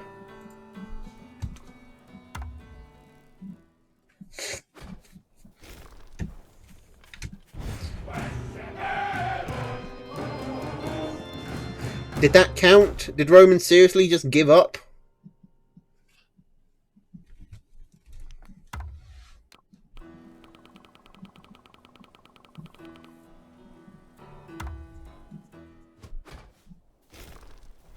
Yep. Roman just genuinely gave up. Okay. I do not approve.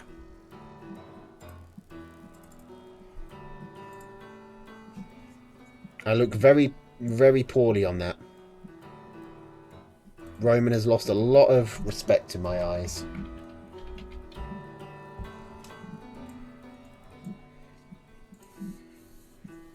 Okay. Alright. Well, back to Rush then.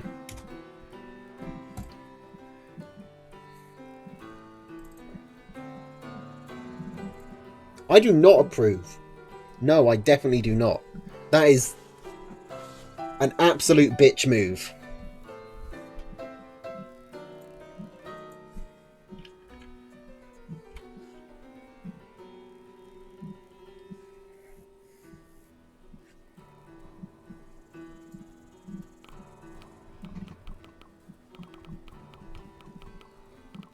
Like, what a fuck you to your teammates, right? Just fuck you, I can't be bothered, so Blair, we lose. You could at least put in a bloody effort. Alright. Pigeon Rush is now attacking Mochaccino. He starts with a 2-0 advantage.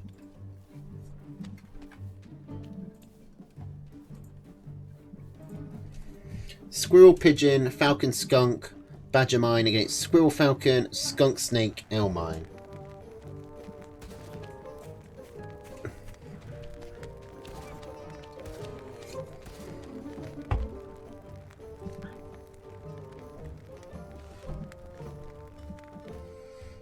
I mean, games 3 and 4 kind of got crazier. I mean, that's the first time, I think, that I've seen someone send a replay where they just instantly surrendered. Like, I'm gonna try and move off it, but that's gonna stick in my head for a while. That is not a usual occurrence. And it's just plain bad sportsmanship.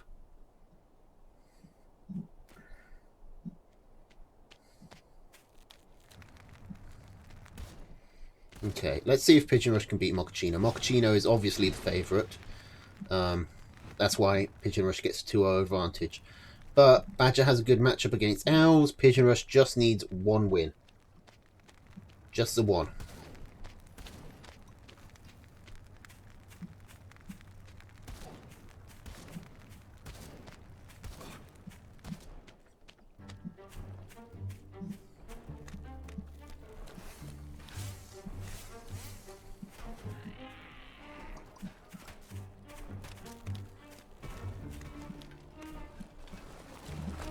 Mm-hmm. Okay, Pigeon Rush is sending his squirrels over. They're gonna die to the cabin. He needs to pull them back. You need to hold, otherwise your squirrel will keep on trying to attack. Okay, he's losing another squirrel, but he does punch through the cabin eventually. He loses 3 squirrels. Want to muster up to 6 squirrels before you attack a cabin, so you don't lose any. Because then they can burst down a cabin before the cabin actually kills one of them. Okay, is he going to see the mine? He decloaks it just as it goes off, which I don't think really counts. He's got to retreat now. Retreat now, Pigeon.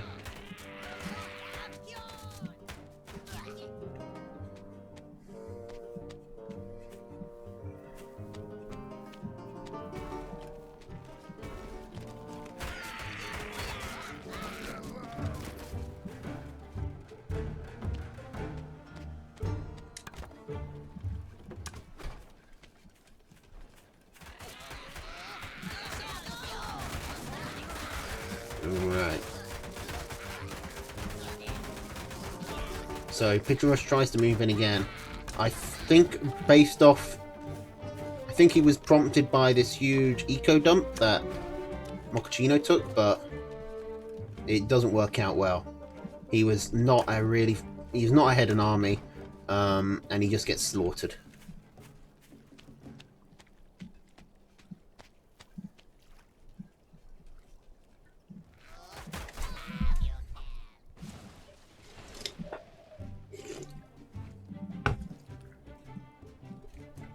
Alright.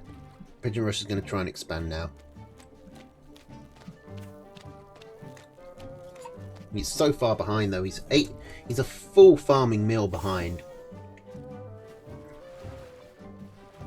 He's going to need something big to catch up from here. Like, if you were... This is a type of play where you could sell your army. Like, sell your army and fully eco up, and just hope your opponent doesn't notice. His opponent actually going for 2 hours very quickly.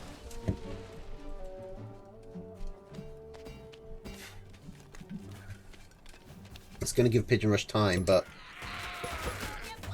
Pigeon Rush is making his old mistakes and he's not scouting. You don't need to follow your the commander up here. They can't do anything.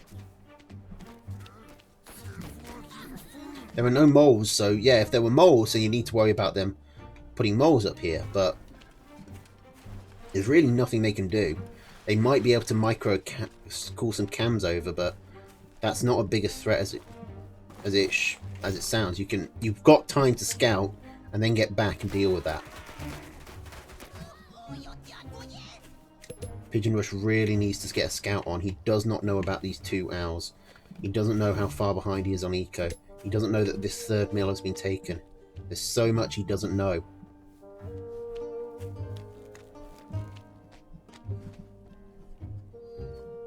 And once these owls come out, I'm pretty sure he's just going to get run over.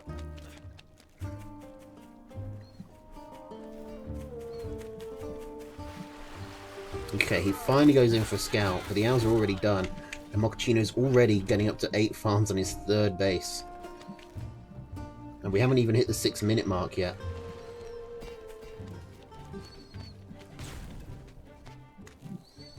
Okay, Pigeon Rush has 4 skunks.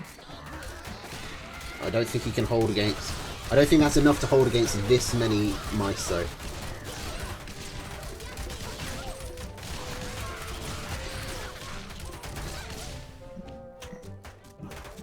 And Mochaccino is now just leading him back into the mines. Mochaccino nearly does lose an owl there, but he manages to get away with it. More mines going off. And he's putting down more owls. Like, Mochaccino is just not threatened at all.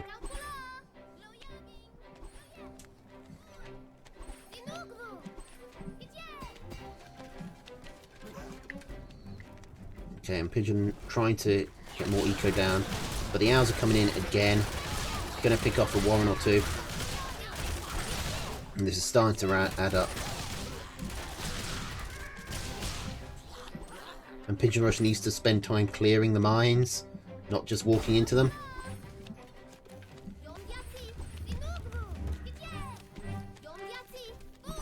I wonder if Pigeon Rush has forgotten about the true sight you can get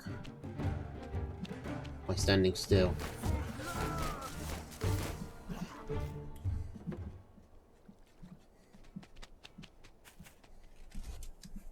Okay. Mochaccino going up to 8 snakes. I mean, I was going to say that maybe Pigeon Rush should try and get a badger to go through all these owls, but I mean, the 12 snakes for Mochaccino, he's, you know, pretty preemptive.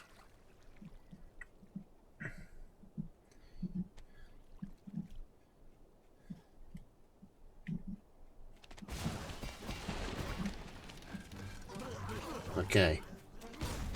Mochaccino's a very patient player, willing to wait this out, even though he's really far ahead. He knows that there's no rush. He can win in 10 minutes or in 1. All that's important is the score. Some players wouldn't be able to, you know, stand this. This guy springs to mind, but Mochaccino is not one of those players. Pigeon Rush is floating a lot of food right now. He needs to put it into something. He's got vaguely comparable economy finally, thanks to getting these mills fully saturated. But those are going to go down quick because Pigeon Rush isn't responding to these owls moving over.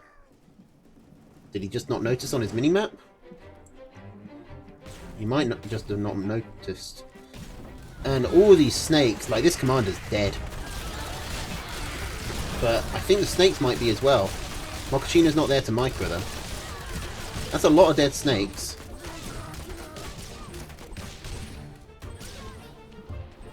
Well, it's 8 dead snakes, which is only half of them. Normally that would be really devastating. That'd be a game-ending loss, but Mochaccino can, like, afford it. 8 snakes aren't a worry to him.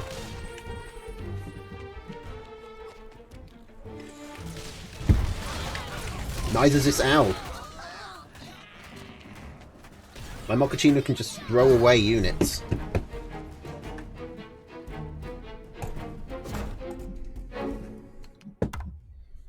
Okay.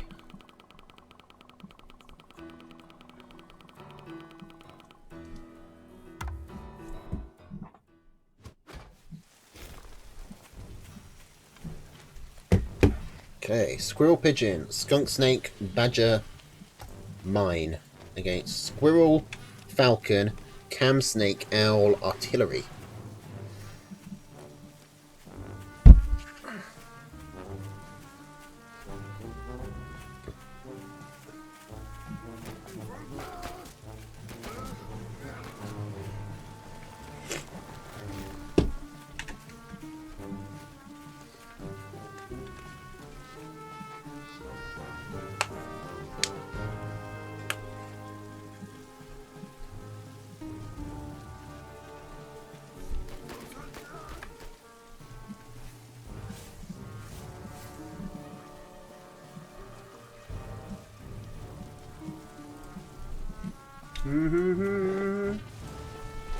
Another good map for Mochaccino.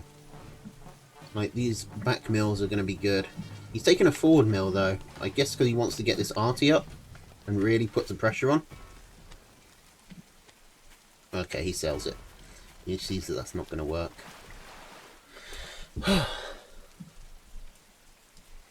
Honestly, though, the arty should do fine here. Up on this cliff, it can probably reach this mill, and he can creep from there. If he puts it on this side of the river, it can reach the mill, and he can creep from there.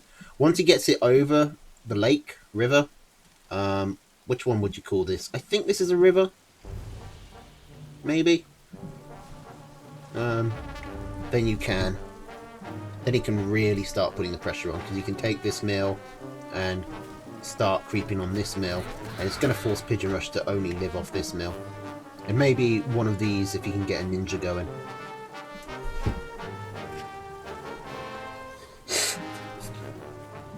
But you never want to have to rely on a ninja expansion. Oh, and this is another rookie error. Pigeon Rushers forgot to put down his 8th farm here. He's expanded and put down 2 farms here, but there's a fully fresh farm field there. I think it's because if you look at it, the that corner is behind the mill, so a lot of players actually make this mistake. You've got to check your mini-map to make sure you've got all the farms down. Because on the mini-map, you can see that there's that corner farm missing. But it's harder to make that out on the game screen. Lagoon. Lagoon? I guess you could call it a lagoon. I always thought lagoons are not so long and windy.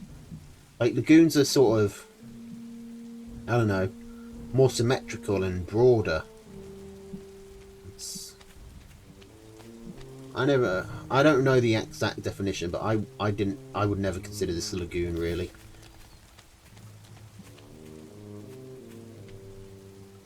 So, what, is this a creek? A brook? It looks too big to be a creek. Maybe it could be a brook, just a particularly large brook. A stream, perhaps? Is it a stream? Swamp. I mean, no, because it's just water. Swamps are like grass over water. Like there's vegetation in a swamp. There's flora and fauna. Pigeon not scouting again. And for once, he's not actually being greedy enough. Mochaccino is a particularly greedy player. And if he knows he can get away with greed, he will.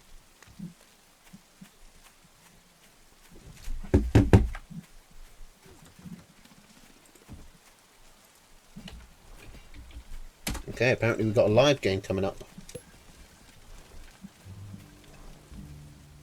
Brooks and streams both need to connect to something.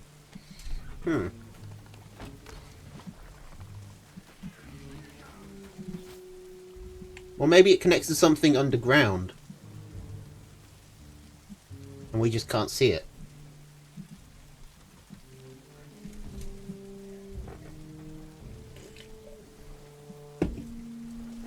Like maybe here, it just continues going under this hill.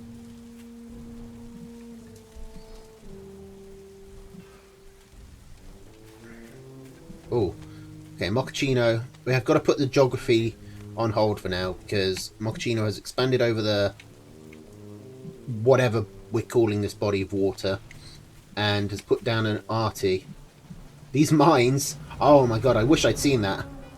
Pigeon Rush just killed 3 pigs with 2 mines.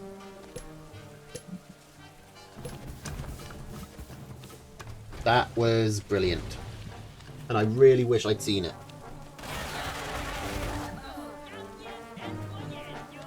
Score is 2-2, yeah. 2-1, sorry, 2-1, 2-1, 2-1. Alright, the arty comes up. Just as Pigeon Rush moves in, he's going to struggle to get this. I really wish I'd seen his moment of glory here. I kind of want to rewatch the replay just so I can go to that bit. There's about 5 minutes in. I think I'm actually going to do that. I'm gonna fast forward the replay so I can see this, because I want to see that. It's a rare phenomena. Or is it phenomenon? Phenomenon's a plural, right? Phenomena is a single.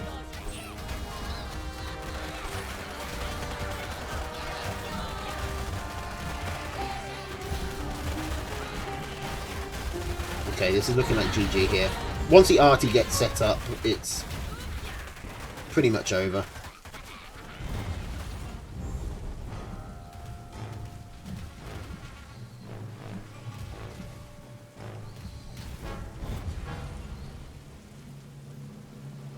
Yeah, none is single. So yeah, let's go have a look at that. Over here. Just gonna keep the screen focused on that mill. So what is that body of water called?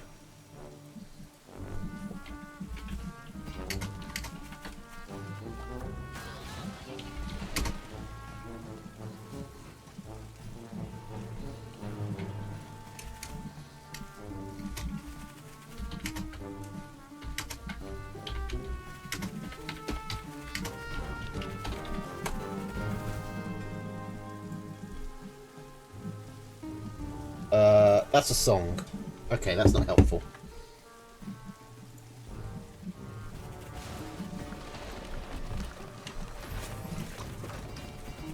I think a pond probably works. Okay. So all of these come down, and somehow Mochaccino just never sees Pigeon Rush doing it.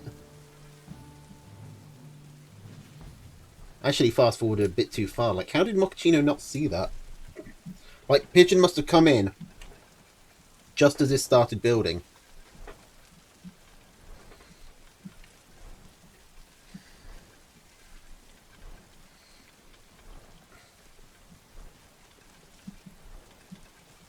Did the mines explode? Okay, so it wasn't just 2, it was 5 mines. But still, that's a 100 food for 180. It's not a bad profit. You could have done it with less as well. Fewer.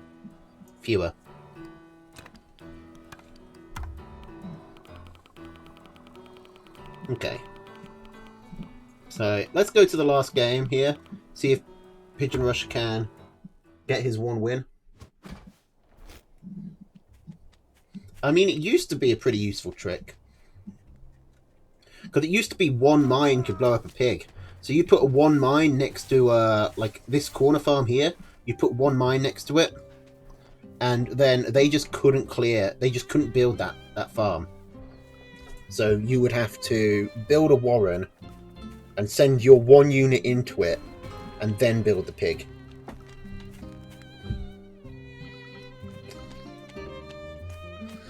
It's an old trick. It's got stopped once mines got nerfed. Their range got nerfed so that the pigs couldn't actually set them off.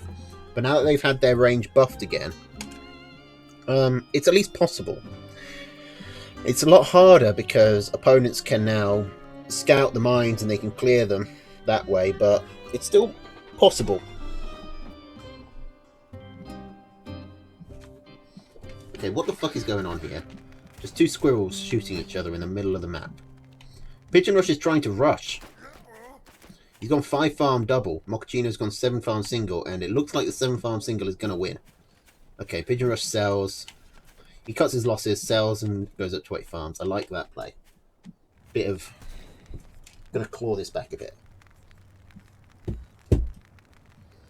He just needs a 1 win.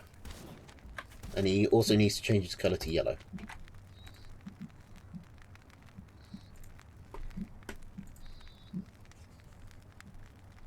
Also, for anyone who is interested, the American Pocket Bot has just started sign-ups. I don't think I'm going to cast that one tonight, because it is already midnight. This is already the 2nd tournament I've done today. My voice is really starting to hurt.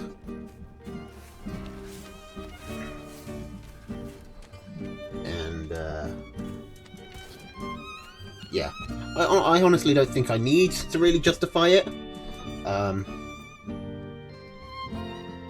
But I actually do need to go to sleep sometime before sunrise today.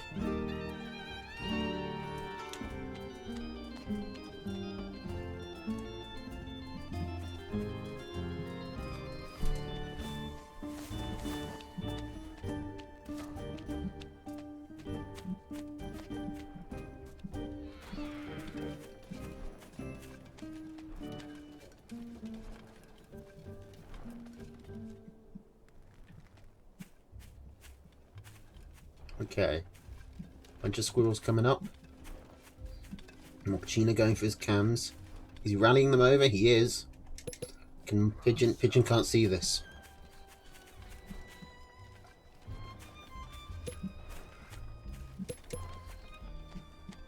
Okay. He has seen it. Oh, Pigeon manages to save that 1 farm. Just. In fact, he actually kills the chameleon.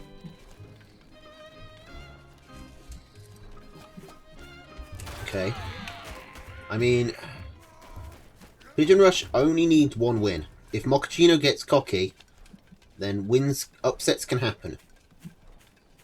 And that's, I mean, it's not game winning on its own, but it's a good start.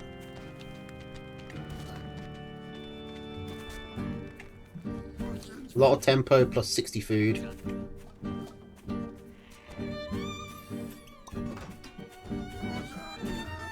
Chameleon harass, not stopping. What? Where is Pigeon Rush going? Okay, decloak these. What was Mochaccino doing there? Like, that's 120 food that he's just thrown away. And now, Pigeon Rush... I mean, normally I'd say this is greedy. I think this is actually perfectly reasonable.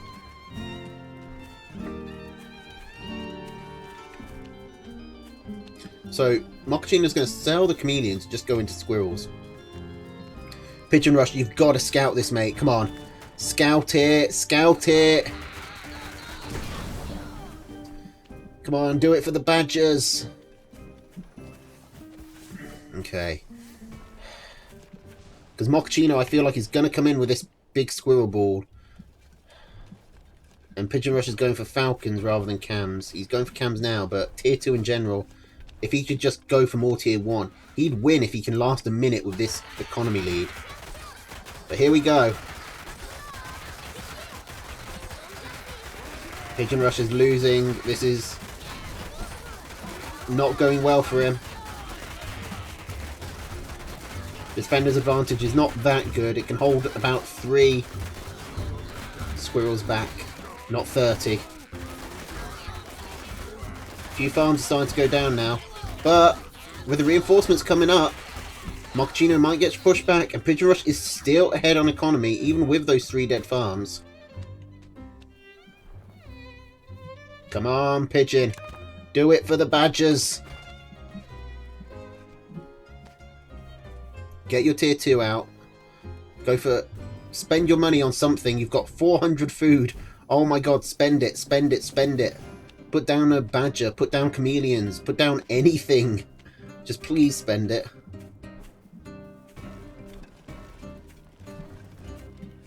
Still got 400 there, mate. Might want to put more stuff down. Oh my god, please. Please put it down. No, come on, Pigeon. You've got this. Don't muck it up.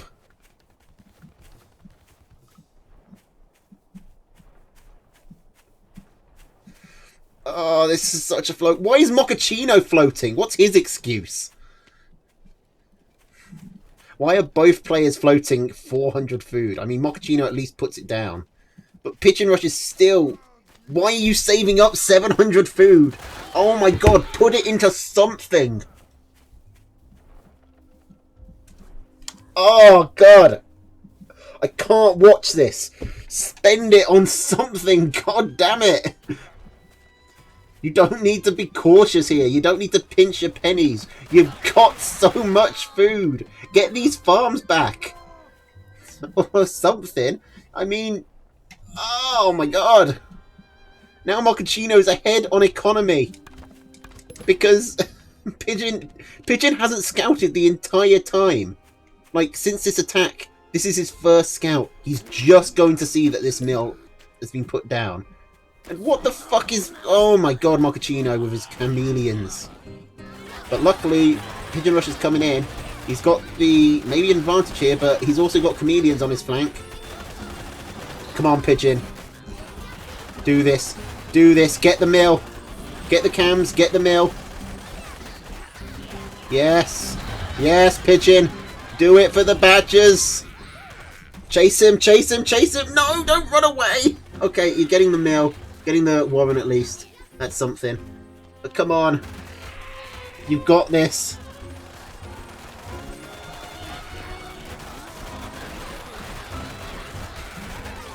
Yes, he did it! Oh my god. Oh my god, it nearly gave me a goddamn heart attack. But Pigeon Rush managed to do it. That is the first time, I think, someone with a 2-0 advantage has actually managed to pull it out and get the win.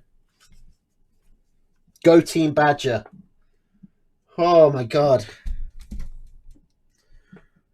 Why did you not spend your food? Why do you not scout? And I mean, Mochaccino, I don't think I've forgotten about how you played that game. About how you threw away 3 chameleons to do nothing, and about how you also then went on to float 400 food. I mean, like, did both of you just, like, have to go let your cat out or something in the middle of the game? Did you both go AFK? That was such a stupid game. God damn. Alright. Moving on.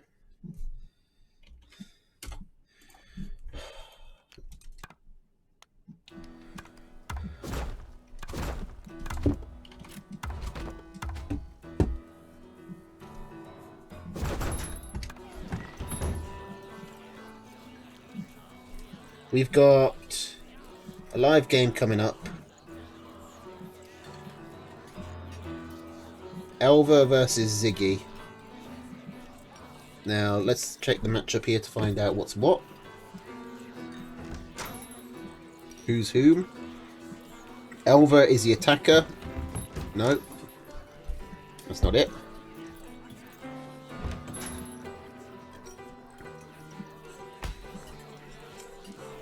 Elva is the defender. Ziggy's the attacker. And Elva starts with 1 point. No, Ziggy starts with 1 point.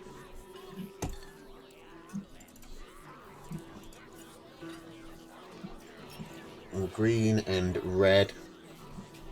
And the weight is 1248.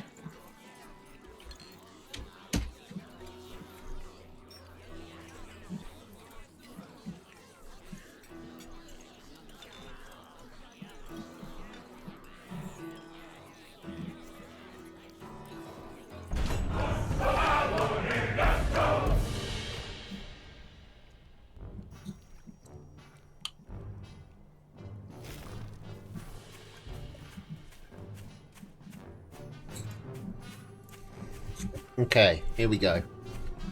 Squirrel Pigeon, Falcon Skunk, Cam Fox against Squirrel Pigeon, Falcon Skunk, Cam Boar.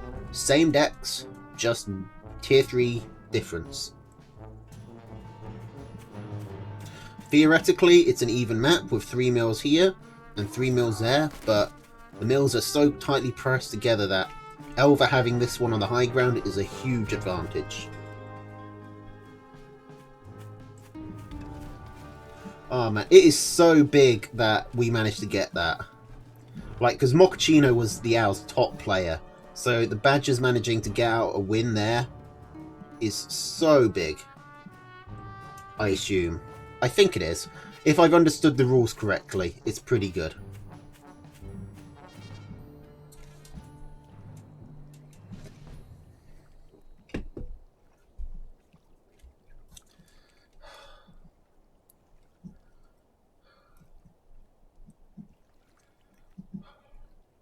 It's almost made me completely forget about Roman just instantly surrendering. Making the Frenchest move I ever saw.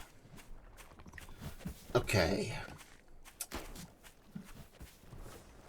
So we got Squirrels coming up for both players. Elva taking the quick expand. I think it makes sense. He's got the good position. He wants to secure it quickly.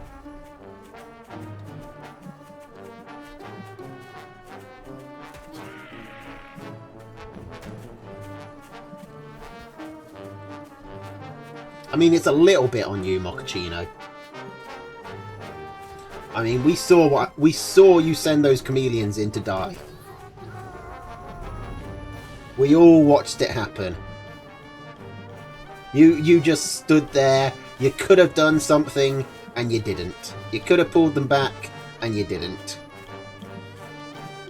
You could have done literally anything but just sit there and watch, but you didn't.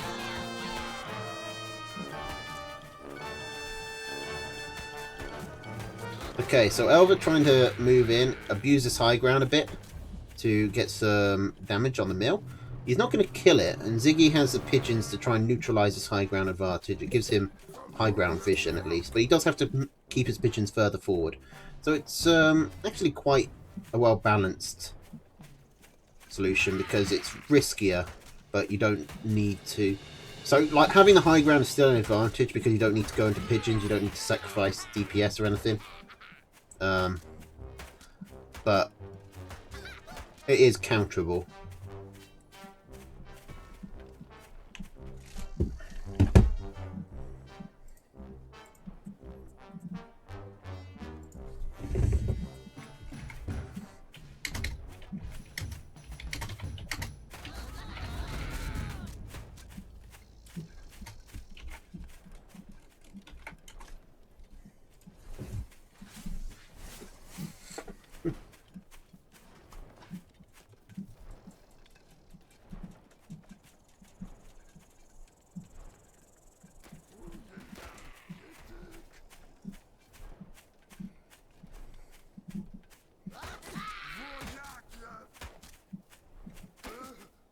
Okay, so Elva is now...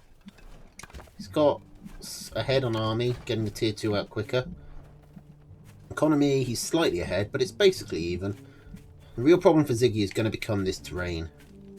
But this terrain could go either way. There's a lot of, like, one-tile choke points. But Ziggy actually gets a good start. Kills the chameleon. He's probably going to lose his farm. Or not.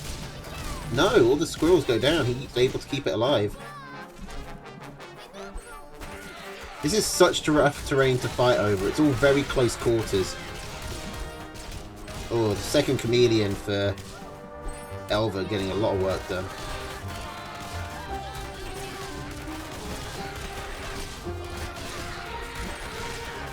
Oh, but Ziggy, down with these falcons. Elva can't get up enough squirrels to gun him down. Oh, but Ziggy's commander goes down. This is going to leave his army vulnerable. But it looks like he's going to get a pig at least. While his army's dead. He's going to get a second one once he respawns. Elva has time now to regroup. And he's going to counterattack. Ziggy might have been too greedy there, going for the third pig. But the economy is now even on both sides. Army is slightly in Ziggy's favour.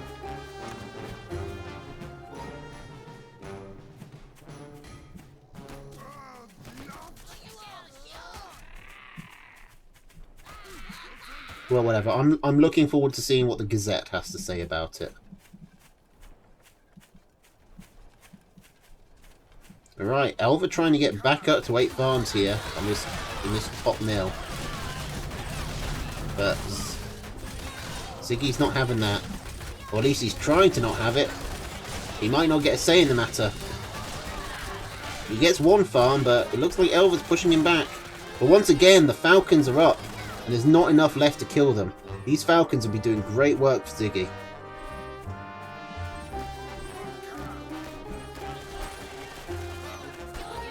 He's actually trying to pick off some farms from around the corner, which is a great play. You know, falcons can fly, use it. And he's actually going to get them here. The pigeons can't out-heal that. And we've seen before that trying to fight from the top of the cliff can sometimes be a disadvantage. But it's hard to get down. Whereas if you're on the low ground with the high ground vision, you've got a better spread, a better concave. And Ziggy's going to take the game. And with his 1-0 advantage, that puts him on a match point. Elva needs to make a clean sweep if he wants to come back here.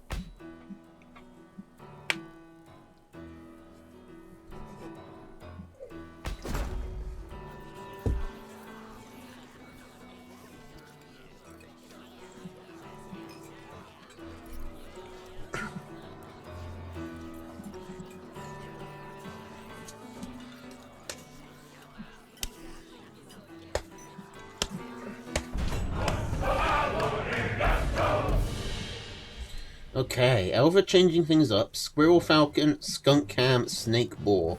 He's dropped the pigeons and has put in the snakes. Ziggy is sticking with the same. What is Dullaro George? What is Dullaro George? Does anyone want to tell us what Elva's name means? Does anyone know? Does it mean anything? Or is it just a random selection of letters?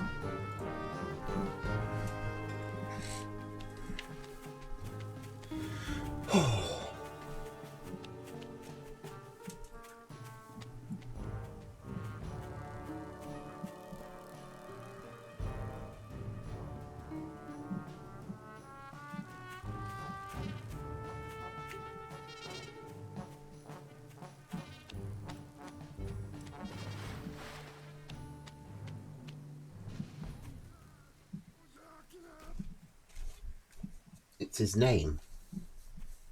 That is a very boring but plausible solution.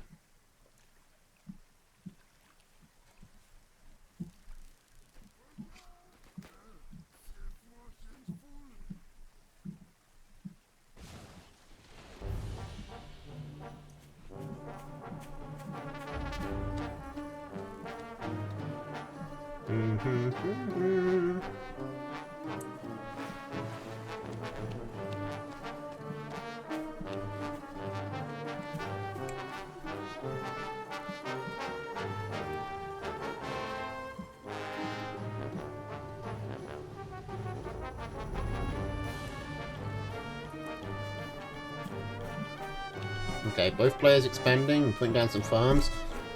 Ziggy's selling his squirrels to get extra food, but actually getting out-ecoed still.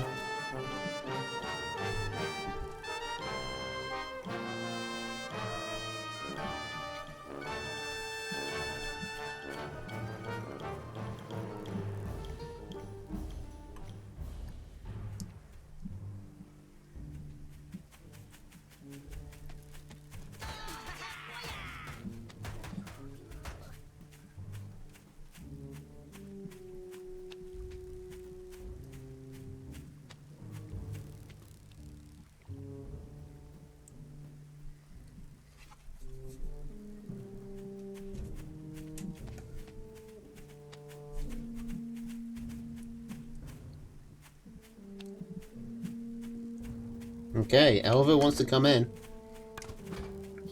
Ziggy's selling farms. I don't really think he has to. He has this superior squirrel count. I think Elva's fine with just forcing the sell. Forcing the sell on 3 farms is pretty decent, considering all he did was just stand there menacingly.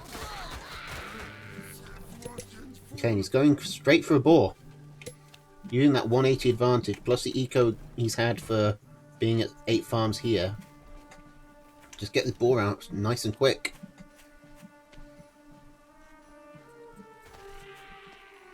And Ziggy's not got a lot of good answers to boar. He does get the scout off. But he's going to have to rely on falcons.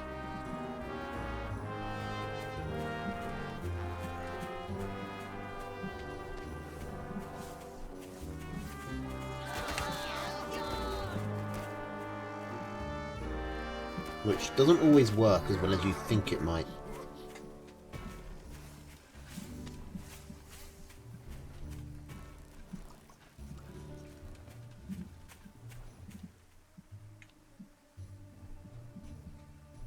Okay, well, 6 falcons coming out for Ziggy. If he can kill... I mean, Elva's going for 6 falcons as well, though. Okay, Ziggy might come in and try and do a bit of poking. He might get this farm. I forget how long it takes to kill him. Okay, that's 1 farm. But there's no way Ziggy wins here. The 4 skunks will just shred through Ziggy's entire army. Like so.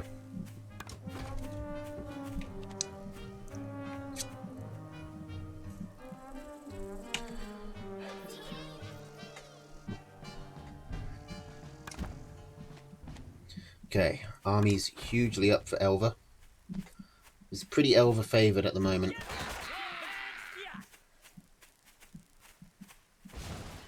Because even if this boar dies, I'm betting it gets at least 3 farms here.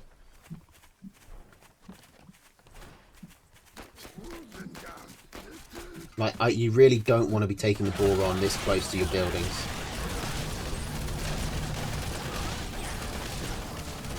You don't want to focus the boar either. You need to focus the anti-air stuff. Okay, so the boar died there. 3 farms went down.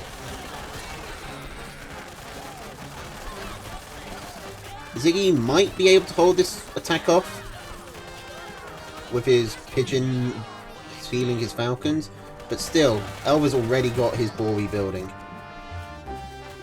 And I don't know how Ziggy manages to hold the second one off. In fact, I think it'd probably be worth his time to just get rid of this mill so his units don't get caught up on it. Ziggy has the army lead at the moment. He's got to go in now.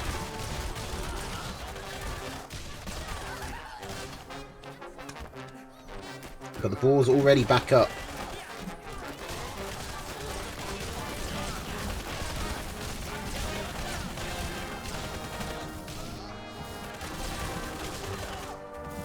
The boar's got a lot of value there.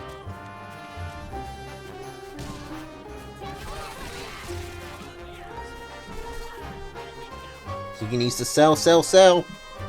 But he also needs time. Right, he doesn't have time to rebuild any of the units. He's been supply blocked for so long. And now the boar is perfectly healthy. Well, it's lost 1 HP, but he'll be fine. And all the warrens are going down for Ziggy. He's in starvation. I'm pretty sure we can call this for Elva here. And Elva takes his first step on the comeback journey.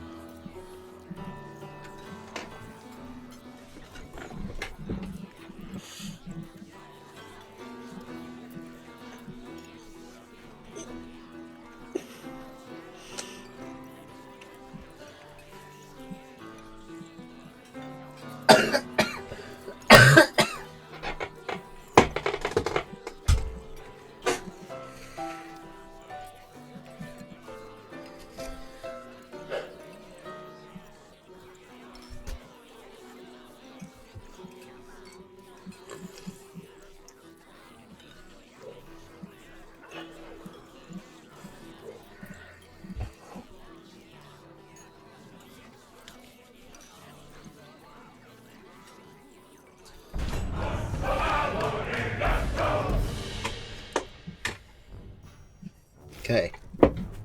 Squirrel Pigeon, Falcon Skunk, Snake Fox against Squirrel Falcon, Skunk Cam, Snake Boar.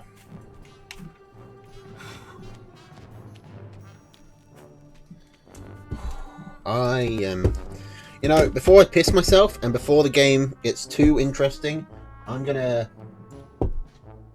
quickly go somewhere and come right back.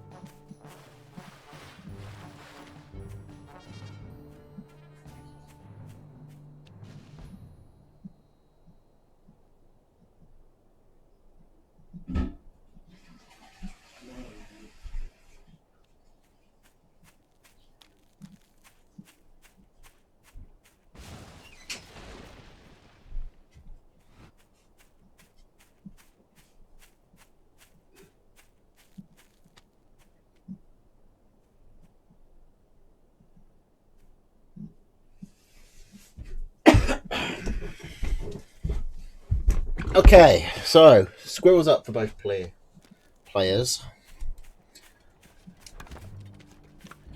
No fight started yet.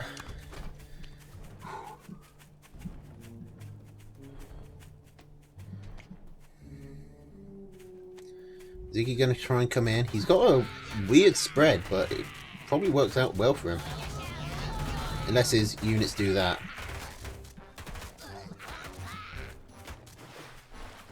Alright, that attack started well for Ziggy, but ended really badly. And now, Elva could just counterattack. He's going to at least think about it. Both players running through this water means that they're going to be slow. But Elva's got his 9.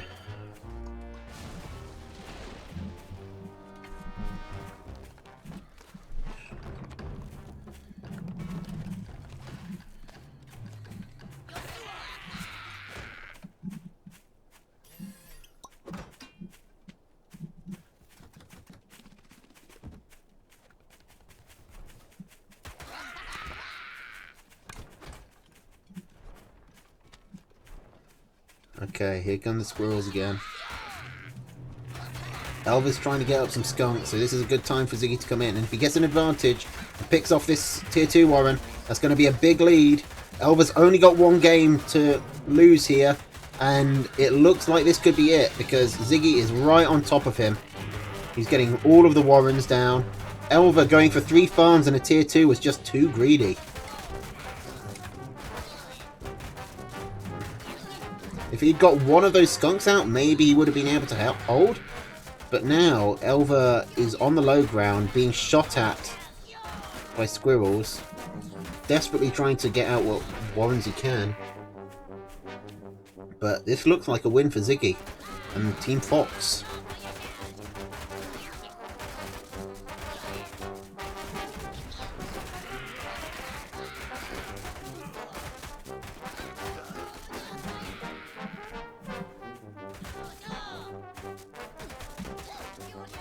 Now his main base starts to lose farms. Elva's fighting this out because it's his match point. He might as well take the risk that Ziggy's going to fuck up, but it doesn't look like Ziggy is at this point. And it's going to take a monumental fuck up to bring Elva back into this.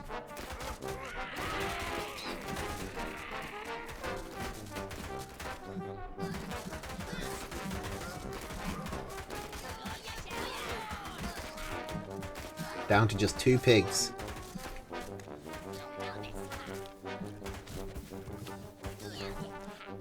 And 1 squirrel. 1 very unhealthy squirrel. And that's a win for Mr. Ziggy and the Kasha Agency.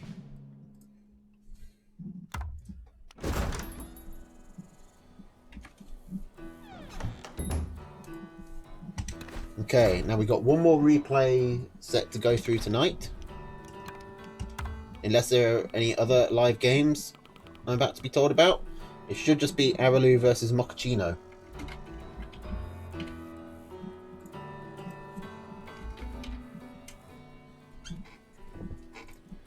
Okay, so this is... Oh no, wait, the wrong way around. Mochaccino versus Araloo.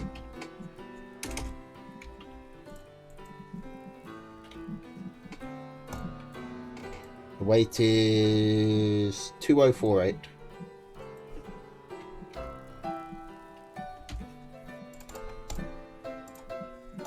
Okay, so this is the top of Team Wolf against the top of Team Owl, or at least what was the top of Team Owl. Probably isn't anymore after that devastating loss to Pigeon Rush. Let's see how he does against Araloo. But Araloo doesn't get any advantage. He starts at the bottom. Same as Mochaccino. 0-0. Here we go. So it's Squirrel Pigeon, Falcon Skunk, Cam Owl against Squirrel Pigeon, Falcon Skunk, Cam Wolf. Identical decks, apart from the tier 3s.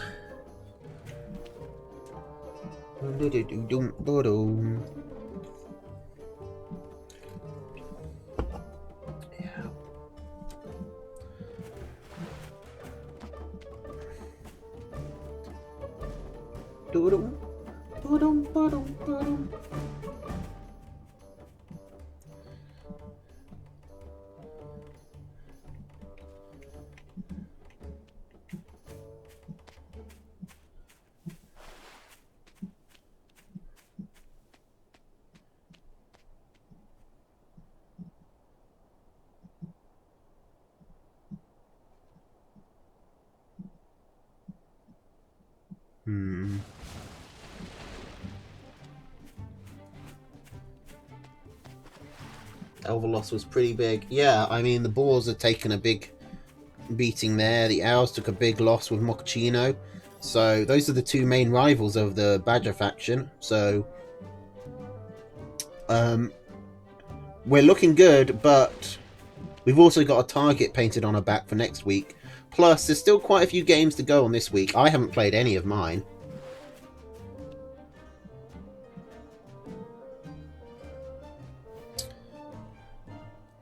This is good karma for banning moles. 2 weeks in a row.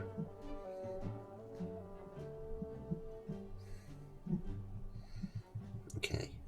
Map is fairly even. 3 mils apiece.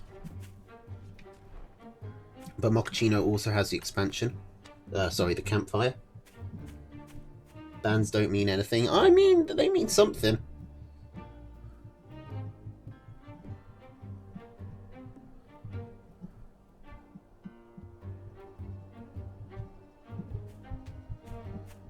I don't know if that's true, because pretty often the tier 3s don't even come out, so the tier 3 versus tier 3 matchups can't be the deciding factor.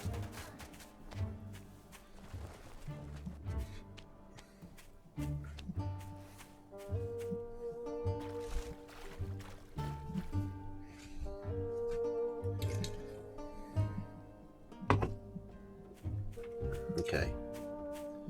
So, both players are now expanded. I'm trying to keep up with chat and with the game. Araloo is very far ahead on eco.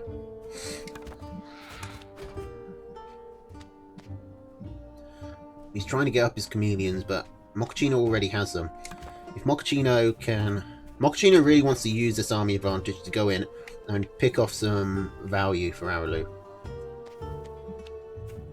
Because otherwise he's gone behind Nico for nothing. Now, Mochaccino does have one chameleon out, and he's going to flank it right onto the squirrels. Oh, no, he's not. Okay, the chameleons are all dead now. One farm goes down, and is that going to be it? No. Oh, maybe. Okay. Mochaccino's commander goes down, but he gets a second farm, which evens up the economies. Oh, but that was close. Mochaccino just barely scraped by there. Now, he's vulnerable to the counter-attack, but he's rebuilding.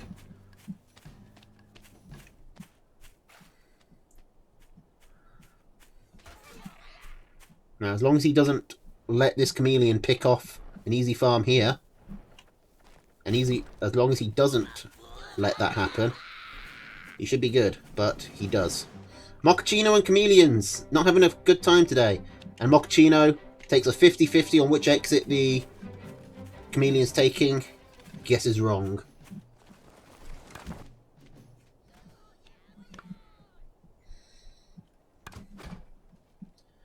So now that's a pretty... I think Araloo is pretty far ahead here. He's had the income advantage for a long time. Mochaccino has just overtaken him there, but you know, that sort of value adds up, and now Araloo can get ahead on army in a big way. With these 4 cams coming out. Already got the 2 skunks. He's getting falcons as well. Plus he has the pigeons.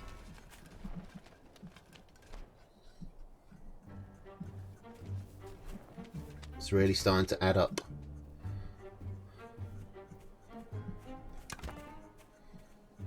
Okay, big army advantage for Araloo. He's pretty good at sensing when he's got the advantage. I'm pretty sure he's going to come in, but he isn't. At least not yet. Mochaccino trying to get his own falcons up. But I think Araloo's going to win this just off the back of the 4 chameleons. Yeah, and so does Mochaccino.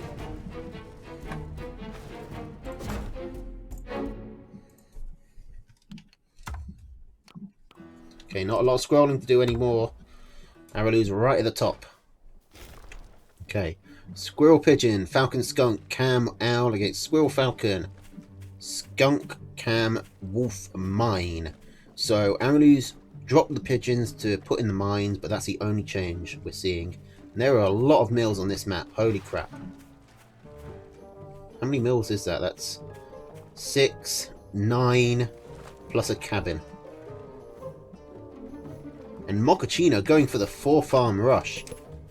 As Araloo has not seen this, at least not yet. He's going to come back. He scouts. Oh, he even sees the second one going down. Mochaccino is all in on the rush. He needs to start... I mean, I can't really tell him what he needs to do because I don't know how to rush. But it feels like getting his squirrels forward as fast as possible is going to be a good idea. But Araloo's selling, going for his own 4-farm double. Defensive 4-farm double. He's probably going to hold this pretty well. Especially if Mochaccino walks into this mine. Which I got a feeling he will. Araloo is really good at baiting people into mines. Yep. Okay. Forward warrens are a lot safer in this tournament, thanks to the mole bans. So this isn't going to put Mochaccino too much of an advantage. Plus, he's probably going to expand to one of these mills anyway, so they won't be forward for too long, hopefully. But, I mean, we're going to be on quite a low eco game, as it's still only 6 farms apiece. Araloo moving in with his 6 squirrels. But Mochaccino's got 6 and defender's advantage. He should win this if it comes to a fight. And Araloo really need to be careful he doesn't lose his commander. Because in this small number, like, the micro of your squirrels can matter a lot.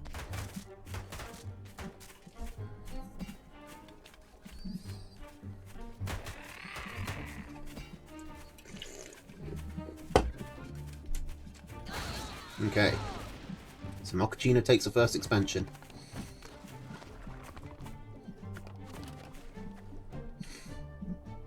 I mean, it's hard to say who's got the advantage on this map, because it really depends on who gets a better positioning, and positioning is kind of a free-for-all. With so many mills so close together, it's basically who gets set up better. I think maybe it's Mochaccino because he can expand here if all goes to shit. Which is, you know, a safety net that Araloo doesn't really have.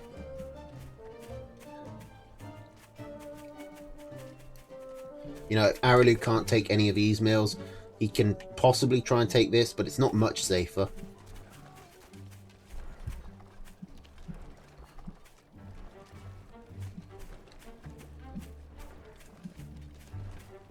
Okay, 3 farms. Nope, Araloo sells down to 2. Seeing very similar build orders. 10 farms, 12 squirrels, 2 cams.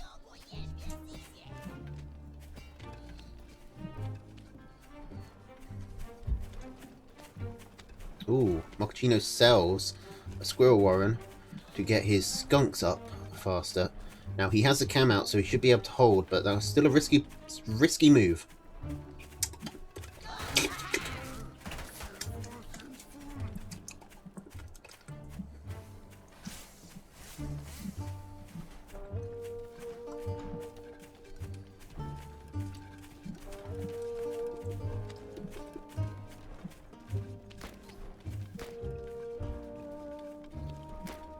Okay, Araloo coming in with the cam again. Is Mochaccino going to fall for the same trick twice? Doesn't look like it. Or at least not yet.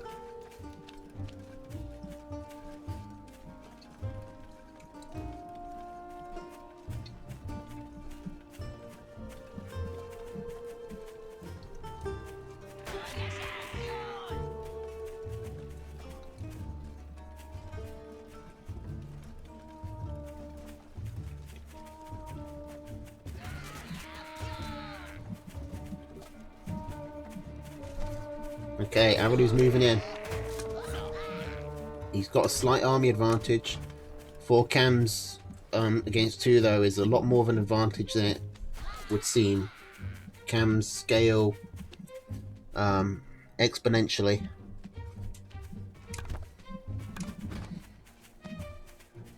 Okay, Mochaccino's not far away from his own 4 cams, though, now. Both players getting up to 8 farms on their mill. Araloo taking a pretty aggressive expansion here.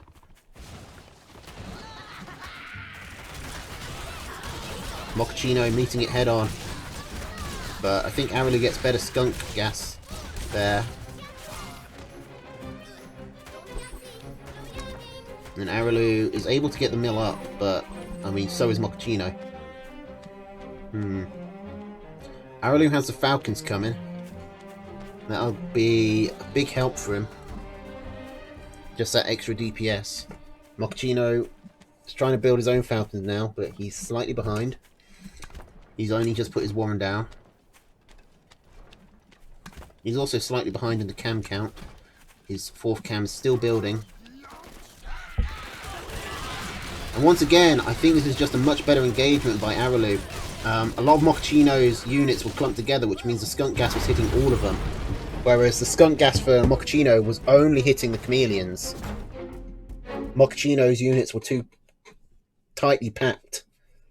Whereas Araloo had his Chameleons a good, like, meter or so in front of the rest of his army, which meant they could efficiently tank for them. And Araloo has now gone up to game 2. Mochaccino's going to need a 3-0 comeback, a clean sweep, and that's hard to do. Especially against a player like Araloo. Let's see if he can do it.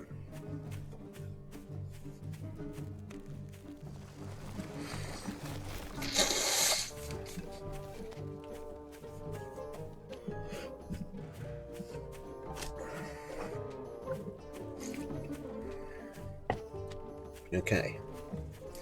We're back to the same decks. Squirrel, Pigeon, Falcon, Skunk, Cam, Tier 3.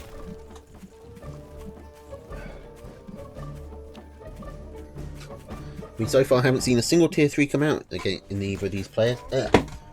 For either of these players, against either of these players, with either of these players. We haven't seen any Tier 3s.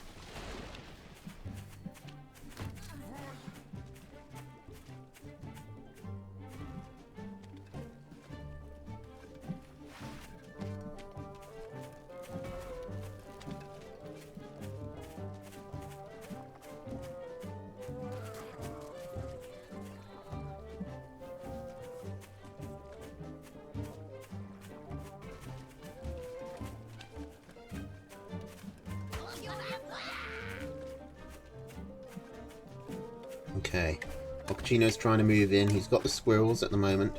Araloo's trying to expand, which means... Oh! Mochaccino's putting himself in a weird position here. It looked like he was going to go straight for the pig. But that's going to open up his sides for Araloo to come in. Yeah, that is what he's doing. He's going for the pig. Now he's kind of got us around, but also he's kind of surrounded. It's a bit of a weird situation. Not sure if that was worth it. Maybe it was, if he can hold off this attack. I know, getting a farm is a big deal. It's worth, like, four tier 1 units, let's say. I think Mochaccino lost 3 there. Or rather, 3 extra. I think it's probably worth it, but not by a huge amount. Araloo can pretty easily recover from that, but it's a good, you know, it's something for Mochaccino. And he needs it, because the Owls are having a rough time tonight.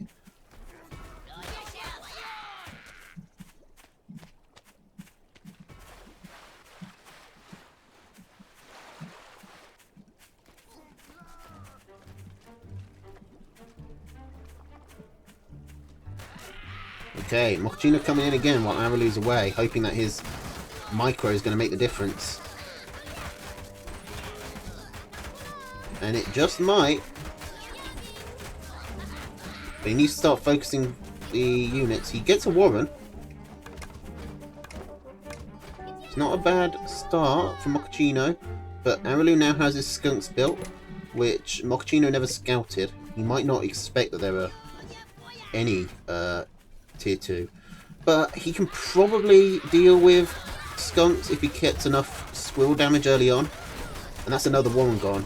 With these pigeons helping out his squirrels in the skunk gas, plus the sheer number he has, he can really burst down a... He's got some survivability and can burst down a skunk very quickly. So he's going to try and focus the squirrels here until he's sure he can get a skunk, which he does there. If he hadn't managed to get that skunk, that would have been a huge investment. But now Mochaccino is really sitting pretty.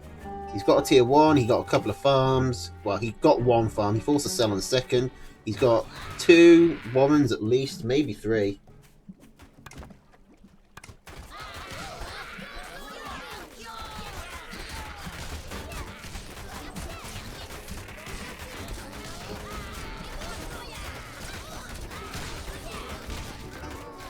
Now he comes in again, gets another skunk. He's going to get pushed back, but another skunk, another Warren. This value is really going to start earning up for Mochaccino.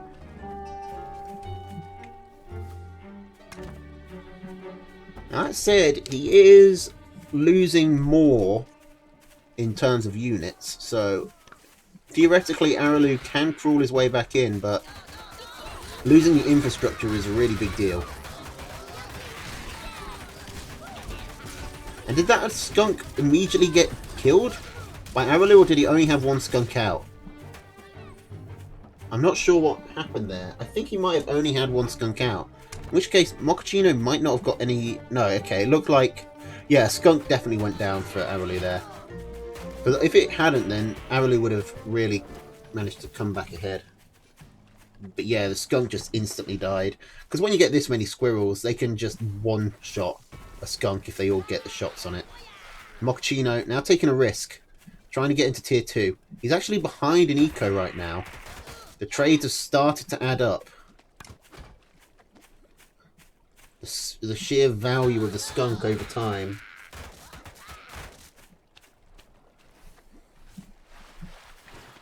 This one, the one that's rebuilding, I didn't even notice it. I was too busy looking at the skunk. Okay, here comes Mochaccino. He's trying to hold off a skunk push with just squirrels, and he surrenders. Why? Why would you surrender there? I mean, you were losing that fight, but you had the cams on the way, and it's game point. Why would you just surrender? I don't get why people surrender like this. But they did what they did.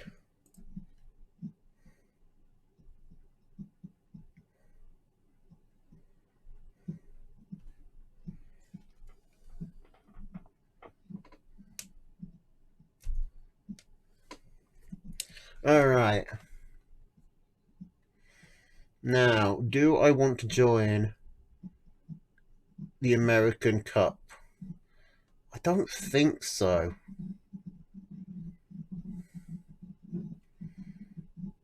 Though so far it's pretty small.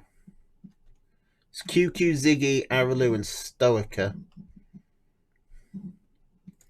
But I do need to go to sleep. And my voice is hurting.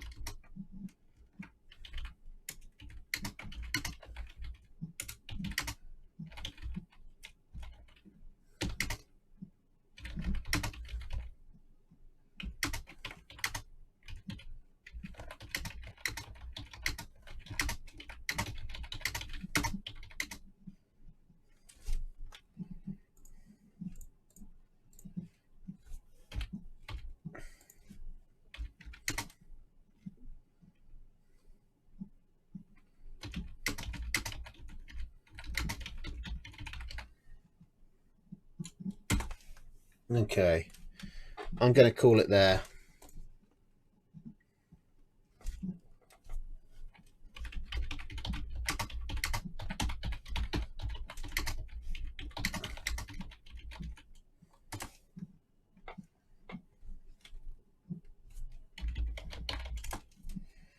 Okay, thanks for coming, everybody.